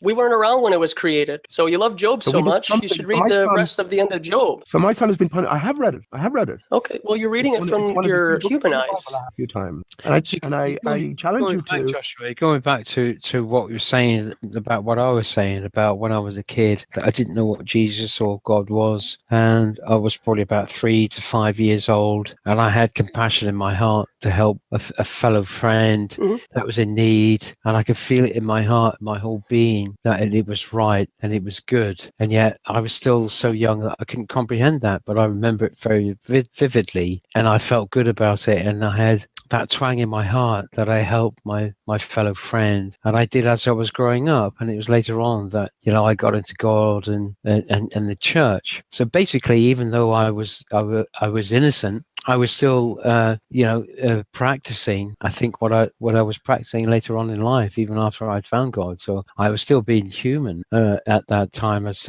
such, being a young kid. So now that somebody says to me that, I went through the phase of Santa Claus and everything, and I embraced that as a child, as children do. It didn't do me any harm, but it didn't make me question about what was happening elsewhere, because I knew what was in my heart, and I really believe the spirit that's in me is the spirit that should be in everybody and helping their fellow human, and it's about the collective, and I really believe that it's the essence of being human, and talk about God, the creator, whatever. If I look down, if I was God creator. I want to have everybody in this environment being the same, because I look around and I don't see that at all, and it's alien to me. We're born. Right, but that's not how it's going to happen. Like, No.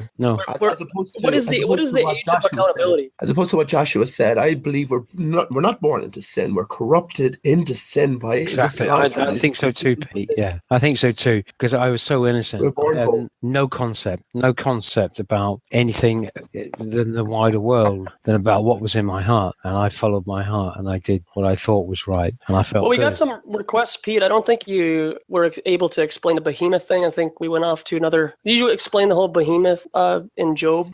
I don't mind explaining that, man. Yeah. And I've explained it all on my own channel in a bit more detail. But behemoth basically it's a mantra. We know about the different mantras, the arms and the TH as well. It's supposed to be a very effective mantra.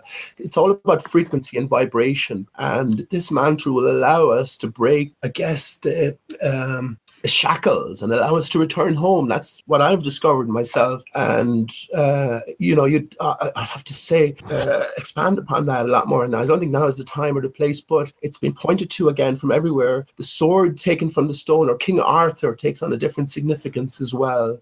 So that was a true story, King Arthur? No, it's not. It's representative. This is the point. It's symbolic of something greater that's going on here. We have become divided by being born into this system of whatever the reasons are, I have my own thoughts on that, but whatever the reasons are, we become corrupted. So the creator couldn't leave behind a book of how he wants his people to live, those who are drawn to that type of lifestyle, and then those who are drawn to that type of lifestyle try to live in that way, in almost like in a testimony of their action and words, and then by that result, that is convicting those who refuse to live it by that standard. I'll tell you what the true Bible is, man, in one real sense. It's Alice in fucking Wonderland.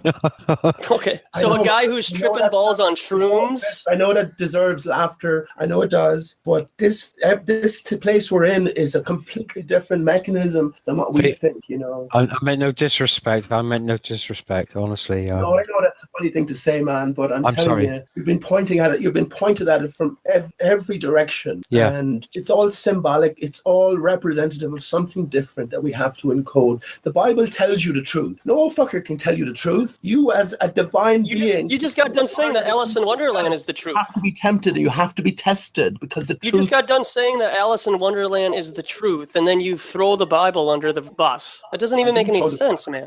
I didn't throw the Bible is telling you the truth, right? No one can tell you the truth, Joshua. Yeah, but it's the truth, like capital T. It's not like the truth. If the Bible was the truth, why wasn't the Book of Enoch put into? But why? What again? If the Bible was the truth, why wasn't the Book of Enoch and the Book of Joshua and other books inserted into it? Because if it was, then everyone who read the Bible would have a completely different view of not just their own existence, but their whole history. The whole history of it. But why do you have to have the answers to everything? Why is it that you can't just accept things for how they are and roll with that? Like, see, that's the thing, is like, that is what pride and ego and intelligence will get you. If anything, you should read the book of Proverbs, because it tells you that your pride and your ego will keep you from knowing the truth. But hang on, you keep using these terms and you keep being derogatory towards me. You don't know me at all, man. Just because I don't agree with your point of view, right? That doesn't give you the authority to speak on me, someone you know nothing about. You know absolutely nothing about, right? So that's the first thing. And I didn't quite say that. I said this world is not at all like we have been led to believe it is. You still cling to, for me, the ridiculous notion now of the ancient Middle East. It's been shown to be fake. It's been shown to be fabricated. All the buildings, all the structures, all the writings. But you won't accept that. You're saved, Joshua. You don't need to know the truth. You just need to know you're saved in life to come, is it? You're saved in the next fucking life, because you say, I accept this great creature I don't know anything about as my Lord. By who, though?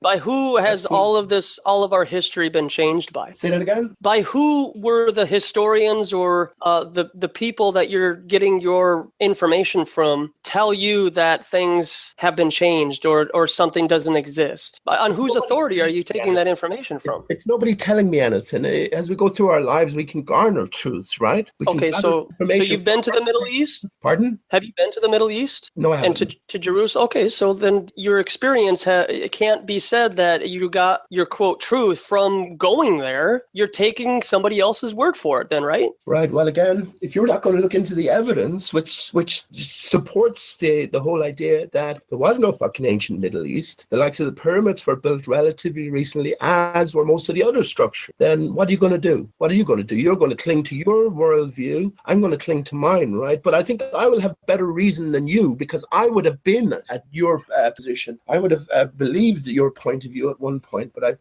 come out of based on, as you say, pride, is it, or intellect, or just curiosity. Whatever. Who's gone there? Someone's gone. Oh, Chris is gone. Is he okay?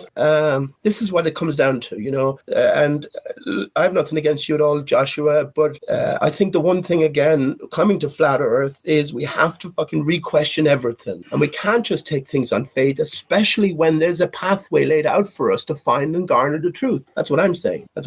I say this, let me just say this. I say the same hand that wrote the works of Shakespeare wrote the Bible in and around the same time. The same hand wrote the works of Lewis Carroll, the works of the Beatles. It's a continuous sort of thing, but it's a part and parcel of this greater puzzle we call this journey we're on. You're right. Humans did write Shakespeare and the Bible. And so how you want to discern whether which one is true or not, then that's up to you, and I don't say humans. I say the creator is behind everything. The Alpha and the Omega, the highest. Well, the people who wrote the Bible were inspired by the Holy Spirit. So there is a difference between the two. So they say. Exactly. Might be true, though. Might be a different interpretation to it all, Joshua. What do you think? That's why I'm not a Bible literalist. I see that there are allegories. I see that there are parables and stories that are written in the Bible. Right. But that doesn't take away knowing that I can't do things on my own. And when I have tried in the past, it doesn't make me feel whole. It doesn't make me feel. Still makes me feel empty. Even when I had like all of the knickknacks and paddywhacks, like a 60-inch TV screen, nice computer, nice car, $850 a month, 1-bedroom apartment, had a good job. And at that time, I didn't feel fulfilled. And then I just so happened to get a Bible tract in the mail when I was 26 years old. Nobody witnessed to me. Nobody shared the whole gospel to me at that time in my life. And I felt drawn to it. And then 10 years later, here I am. You mentioned two people earlier on, and I was just going to interrupt briefly. I dare anyone, anybody, anyone who's listening, and I dare you now as well, after the show, go and read the Wikipedia page of Jeffrey Dahmer. And if you don't, by the end of that, laugh your fucking arse off and realize this is a whole fucking pile of nonsense, then you should reread it again and look a bit deeper into Jeffrey Dahmer. You also mentioned Aleister Crowley. What's the first thing that you had to do to become a disciple in the sense of Aleister Crowley? You had to familiarize yourself with Alice in Wonderland and Through the Looking Glass. Alice in Wonderland, because that tells us everything is inverted, right? Alice Through the Looking Glass tells us that everything is mirrored. So any piece of information that you come across, right, if you do these actions upon them, you'll become closer to the truth. So, I mean, we can go by the official stories and what we're told about all these people. Aleister Crowley being the wickedest man in the world. If you flip that, you'll probably become closer to the truth, That's not that I don't know anything about Aleister Crowley. Nothing at all. I've never read any of his books. I've heard the stories and all that. But there's a greater story going on here. And if we're just going to accept blindly what has been passed down to us, we are going to be misguided. Because remember this, Joshua, we are greater beings. We are so powerful in potential, right? That this shit is easy for us. In our true state, this shit is easy for us. This is a grander game, if you will. And I think there is a solution to it. And it's every individual will go their own way. This is what we're all about here anyways. Every individual putting forward their point of view. And anyone who may be listening can take things on board or leave them. It's no concern to me, right? It's no concern to you, right? Joshua, you're about saving yourself, but you want other people to also save themselves. But you can't force it. They can't save themselves. You're missing the point. I can't save myself either. So you didn't hear what I said. I can't. You can help yourself save. Yeah, I can help myself.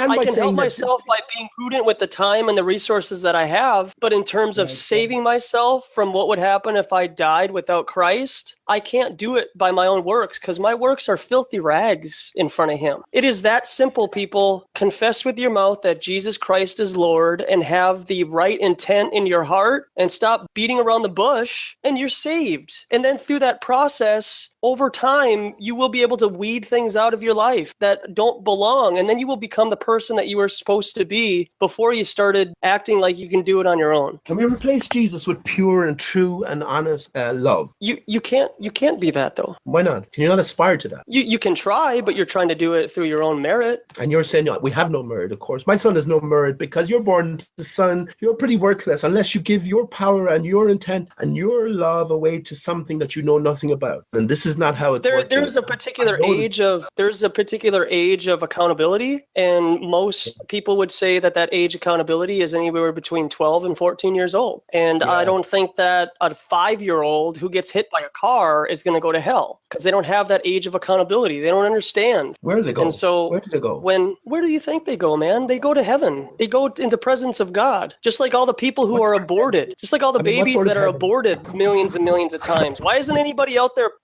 doing anything about the Planned Parenthood depopulation thing for abortions? Nobody's gone out and peddled that. I hate that stuff, man. That's horrendous stuff. Yeah, I do too. And I've actually gone out and I've gone and talked to people who are coming into an abortion clinic. Yeah. And I've tried to talk them out of it. Yeah. Because I know how precious life is. And to demean it in a manner and say, well, the age of the consent isn't until, conception. What did Jesus say about abortion? 36 years old. What did Jesus say about abortion?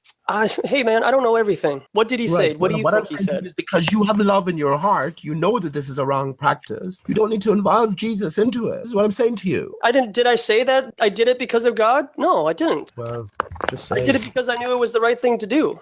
I knew that it was I know that just as much as people who go through the transgender surgeries and a guy gets breasts and cuts off his wang, months after that, he's most likely to commit suicide. And I know that a lot of people who go through the process of getting an abortion go through massive amounts of depression afterwards. I agree. It kills the mother more than anyone else, I think so. Well, you were on with Patricia Steer. We talked about this a lot. You were on with Patricia Steer, right? Yeah, no, a couple months ago. Well, you've heard what you talked about there. You've heard what, not to bring this up or anything, but you've heard what her boyfriend said, her fiance said about her, that it was a transgender. What do you think about that? I don't care. I don't bring myself into that conversation because that's between them and that's drama. But hang on, I don't bring myself.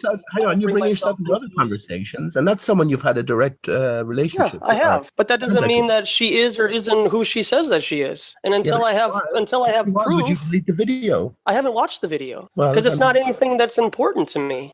Why is that important to you? To me, well, it's not the only thing that's important to me, and I've said this as well, is if it's true, and you're saying it's not true, then there's deception there, right? Now, let me say to this, why is it important to me that the world finds out that Theresa May is a man, for instance? Theresa May is the Prime Minister of England. Well, you might think it's a minor point, but when you look into it, she's also embroiled in a pedophilia scandal. So she's let people off, or she hasn't been as stringent or as strict as she should have been in any sort of inquiry. They're knock-on effects, but the very basis of it all is the deception. This is the point. We don't want deception on a flat earth. So all questions become askable, I guess, if you think there's deception involved. So that's why it would matter more than anything else. That's the point I'm asking here. I mean, where do we stand on things? And I even have a different view. Does that change the shape of the earth, whether or not Patricia Steer is who you say that she is? No. Okay, so then why do I have to bring that up when I go out and talk about flat earth in a public setting? Hey, did you know that one of the most prolific people in flat earth may or may not be a transgender? What do you think about that? No, I never asked you to do. I asked you your own thoughts on the matter. I didn't ask you to bring anything up like that. Yeah, but then that doesn't matter because that's not going to change. That's not going to change what I think about the shape of the earth, though. Yeah, but that's true. But if she was born a male, you talked earlier on about someone having their wangler cut off and then probably ended up committing suicide, because they regret their action. Those are most of the statistics that I've read. Yeah, and a lot of the statistics that I've read kind of line up with that. So either they're changing the statistic numbers or it's some kind of an agenda, but to display somebody somebody that those statistics and say, hey, you know what? I know that you're going through a really tough time right now and you feel like you want to become a transgender, but I got to show you these statistics. Maybe you can go and talk to somebody who has gone through it and you can see whether or not they would encourage you to do that. Yeah. How would that type of testimony would more likely change somebody's idea to do it than it would encourage them to do it. So I guess I can't see any kind of, agenda behind the statistical numbers regarding a person going through the transgender process and then, most likely going through incredible depression and then probably committing suicide. What would be the gain of that, Well, depends on your view of death, really, doesn't it? Yeah, what? Right? I mean, because a lot of people, maybe a lot of people who go through that process realize that there is a creator and that creator is the biblical God, and how they were created was how they were supposed to be created. And unfortunately, the people around them and the society in which we live, some people are drawn to that type of lifestyle, itching ears, for a lot of people. Yeah. And so that's the same thing with what Chris Flat Earth was saying earlier, is that when he was growing up as a young child, he had that sense of like wanting to do good for other kids when he was a kid. But what I hear, separate from what Chris was saying, but what I hear is when people grow up in the church, other examples of quote Christians give them like it rubs off on them bad, and I could see why somebody like he wants to go play football and he's doing it on Sunday and the church is going to look at him and scoff and say, how dare you do this on a Sunday? You must not love Christ. I would never say that to anybody. That is a very terrible thing to say to anybody, and say, if you do this on this day, then that means that you don't love Christ or God. The church have done and said much more terrible things. You'd be sure of it, man. I bet. And that's why a lot of people are turned off by, and that's why they go to science and atheism. And they believe that, science is more true because it has quote facts. Yeah, but we leave the church behind, but we'll take their book. We'll take their book where there's no authentication for it. I mean, we'll do that without question. See, it's not right. There's something not connecting here. There's something wrong. And this is what I'm saying to you. We're awakening now. You cannot leave behind something and then take along with you something that belonged to that something without due consideration. When I think you give it due consideration, you realize there's a different story going on here. That's all I asked you at the start. Have you considered that Jesus might be representative of something else? And you said you haven't. I have understood. I've gone through the whole zeitgeist bunny trail. I've gone down that road. And I'll tell you what, it makes me feel very uncomfortable in my spirit to hear people say that about him. And that's the only confirmation that I can have, that to go down that road would mean destruction for my soul. And I don't go down that anymore. I don't even entertain those spirits anymore, because I'm living a particular lifestyle right now that not a lot of people can do. Not a lot of people can go out and openly talk about controversial subjects like I do in public. And I don't do it for viewership. I don't do it for money. I do it because I want to give people an opportunity to know that there is an alternative viewpoint out there, whether it be flat earth, 9/11, vaccines, or the Fed Reserve, and go out there and talk about it. So, have proprietor come out here. I see in the chat room for most of these people are boys. Bullies. And I'm not saying that you're a boy, Pete. I think you're a very smart man, and I think that you are very convicted about what you know, and you do talk. You do show your face. You do have a live chat room, and so you do openly talk about stuff. Yeah. But a lot of the people that we see in the chat rooms, they're all keyboard warriors. You're trolls like Timmy Osmond and Patrick Mars. They're boys. They're children, and they have no sense of integrity, and they don't have the balls to openly have a conversation with somebody on camera and try to, convey their message, because they think that it's already been won in our educational system. Well, they're actors, man. They're actors playing a role. So right. They're not expressing their own points of view. They're expressing a scripted point of view, and they're allowed to talk about certain things and are not allowed to talk about something else. What is the purpose of their roles here? That's another question. Again, that's a different question. I've come to a different conclusion than most I should think at this stage. But yeah, I'm not even looking at channels at the minute, by the way. Well, and for other channels who claim to be flat earthers, to give them a platform, I can't agree with that. To even have them call in and act like somebody else and talk to them for 30 minutes, like I heard the other day. Somebody called in who's a prolific top brass flat earther, came in talking like somebody else and then promoting another flat earther and making it seem like he's somebody different.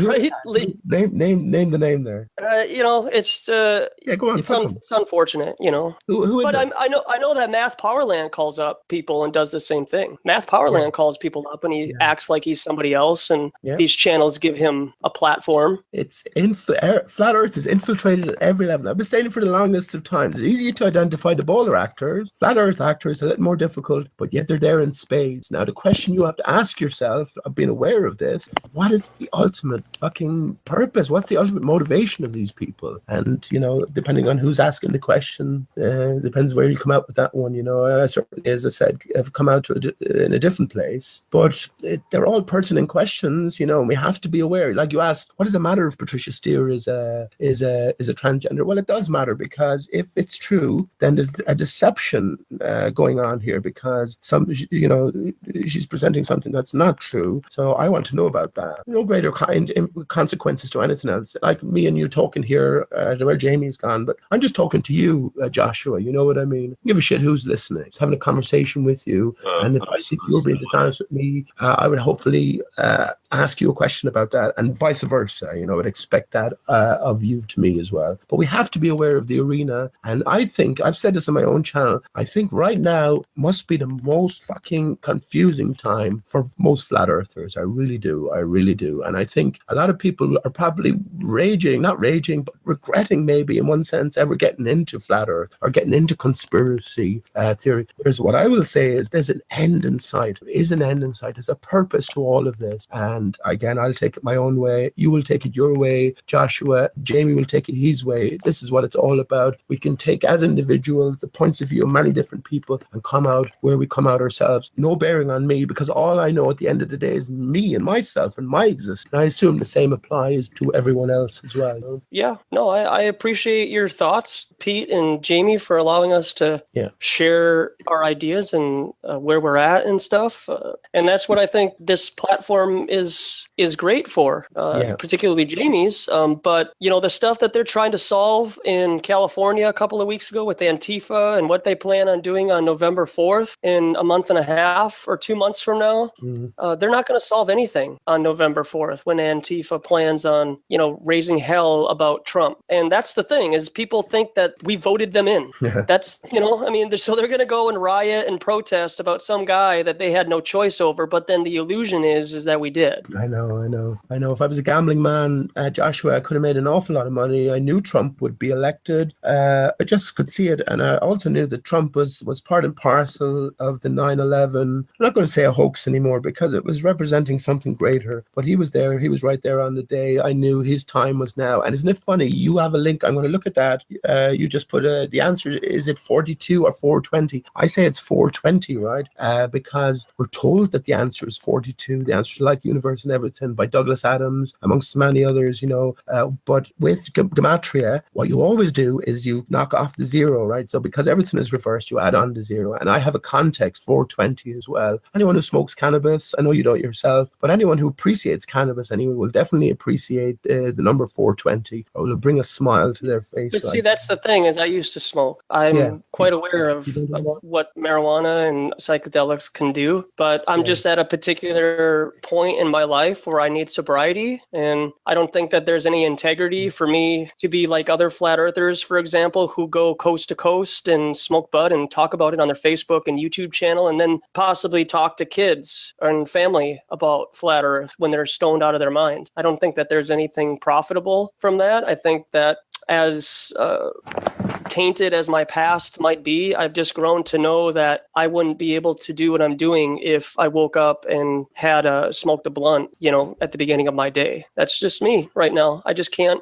get myself to do that anymore. But I am aware of marijuana, and I think that there are a lot more medicinal uses that it could be used for, but the stigma of smoking marijuana keeps it at bay. And unfortunately, some of the people who do smoke it make it out to be something that it's really not. So, well, I'm not sure about that, man.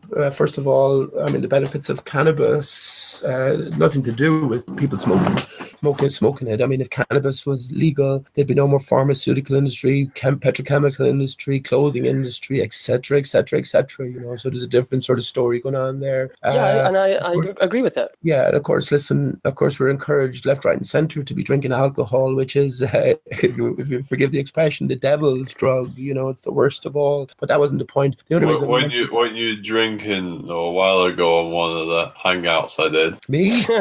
You I do. seemed like you'd been drinking a bit. Oh, I do drink, Jamie. I do drink. I drink on my own hangout, sure. But the point is that it's still the socially acceptable drug, and it's a poison. I never let it poison me, or rarely anyway. You know, even though it has. So there's a difference between sort of use and abuse. Remember, we're in a sort of a fallen state. We're not living by our full potentials or our full capabilities. You know. So I would definitely encourage anybody to, if the choice was there, a sober and a listen. There's nothing like. Let me show you a picture again in a second. I'll show you. You probably haven't seen this, Joshua, but I showed the picture as an example to Pancho Pete. Pancho Pete was giving up cannabis, and I said, listen, you don't need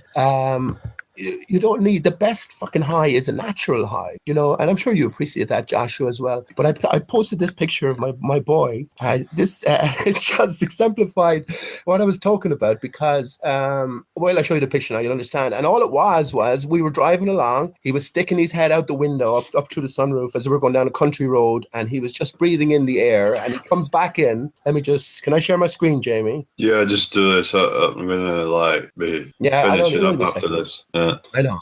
No, this is just to show you that. I mean, listen, the best high is the natural high. So this exemplifies it. There's my boy there, Steve. Look at the face. He looks like he's after about 20 joints. But can you see my screen? Yeah. That's the only reason I was looking at that's only from him sticking head up just through the sunroof as I was driving along on a deserted country lane at maybe 25 miles an hour or something like that. But the point being, ideally, we don't need any of and it's added to our system. You know, if we can just operate as we should be operating. But no, there's all of these sort of pressures and there's everything put upon us. We don't know what's what, and we're always trying to find something. But in terms of certainly drugs, cannabis isn't a drug. If you're going to use something, that would be the mildest thing to use to allow you to sort of escape somewhat from this prison reality, you know, or artificial reality in one sense. But in general, I agree with you, Joshua. Yeah, and there's a time and a place. Yeah. There's a season. Sorry, I was just going to say. Oh, yeah. Sorry, Joshua. I was just going to say the reason I brought up Donald Trump as well. I knew Donald Trump would win the election, but we were just talking about 420. Donald Trump, DT. D is 4, T is 20. I don't think that's any coincidence whatsoever. And also, his middle name is John, which is a J, which is a 10, which is an X. And I've already, in my investigations anyway, identified as part and parcel of the ultimate solution to all of this. What did I say? It was 8. X and 420, and I have a context for all of those as well. So Donald Trump, just with his initials alone, 420 and X, he incorporates 2 of the 3 what I call solutions. So as I see it, this is all rolling out. The future has been written. The future is more certain than the past because we can't even look back too far to find out that, you know, we're just, our chains are being yanked. 9/11, for instance, or anything in between, or anything before that even. That, you know, we have no fixed past to set our feet upon. Whereas the future, I believe the future is in the hands of the Almighty, and that's what we're getting towards now. And that's what I think next year comes into it, 2018. This is why all of this is happening now, and it's only when we step back and have a greater view of everything that we'll be able to understand everything in its full context. We're sort of limited now. We're handicapped by our ignorance in one sense, but that's certainly the way I see it. You know, so that was just a Donald Trump. Sure. Yeah, and I would follow along with a lot of the gematria numbers and how that's used to manipulate and even convey a message that a lot of the people, like the sheep that we would call, are completely unaware of. And I think a lot of it has to do with sports and news headlines and movies and truth hidden in plain sight and everything. Right. So for me to share even those ideas with Christians, they roll their eyes and they can't see how anybody could have such manipulation in our reality, and that's sad. It's really sad. I mean, you and I probably agree upon a lot of separate from the whole spiritual thing. I'm sure you and I could have some good conversations about, you know, I agree, numbers and gematria and stuff if we just, you know, agree to disagree about, you know, the faith thing. But I agree, Joshua. And it's been cool talking to you, man. And listen, the last thing I want to do is to sort of bring anyone's spirit down or to attack anyone's faith or anything like that. That's really the last thing I want to do. I think ultimately we're all about the same thing. We're all about truth, and we're all about finding our way home, I think, wherever that may be. Yeah, no, I appreciate your thoughts, and you didn't offend me, man. I am firm where I'm at. I do just sometimes, I do feel sometimes it's a responsibility for me to watch the sheep and the people who are ignorant out there who might be on the fence. So at times I might have to say that I can't agree with that in a very stern manner. And obviously, proprietor, is a little butthurt about my viewpoints, and he unsubs me. So if anybody else wants to unsub, go for it. I encourage you, because at least you're interacting. And if you want to sub to my channel, go for it. At least you're interacting. And same with Pete. Jamie Brown here, sub his home channel also. And it's good to get these views and ideas out there, because then you yourselves, the viewer and the person who's listening in the chat room, can meld your own perspective on how things are in this reality. Okay, I'm going to shoot off anyway. I think I've spoken enough. Jamie, I haven't heard anything from you in the last while, so I'll leave you to it for the next bit, or however long. I've just been listening back. But well, listen. Let me say before I go, then. I'm going to have something pretty massive. Before I'm planning on bringing it out before September 11th, so about 6 days. But it will change everything. Literally change everything. It will prove. Remember, I was saying that the planets, the stars, the moon, no existence outside of the sun. I think I'm going to be. I know it at this stage. I can prove that now, and it'll be categorical. And I expect again, we all have to be sort of malleable. We all have to be at every stage willing to change our point of view. That's my own nothing to do with you there, Joshua, just in general, because everything is so wondrous in one sense. When we leave the ball behind, we enter a new fantastical world of possibility. So I look forward to bringing that out, because I definitely see that has to change everything. The ball will be dead instantaneously, but also most of the flat earthers' points of view will be necessarily altered, because it'll be something that you can clarify and prove to yourself. And I know I've been saying that a lot as well, Jamie, but finally I've clarified that it is in fact the case. So that should be coming out shortly. But it's been cool to talk, and it's been lovely to talk to you, Joshua. And yeah, you too, man. And you too, Jamie, the usual. So until next time, take it easy, guys. Okay. Yeah. All right, fellas. Yeah, have a good night. See you, Jamie. Thanks again for letting me come on the panel. And thanks for coming on, and it's been good. Appreciate it, man. Yeah, have a good night. I'll be listening to you in the future. Thanks, chat room, everybody. Have a good afternoon and evening and morning. See y'all. Yeah, keep up the good work. Thank you, sir. Yep, right. Cheers, everybody. I'll be wrapping up now, so hopefully I'll be back on again maybe midweek sometime. Don't know.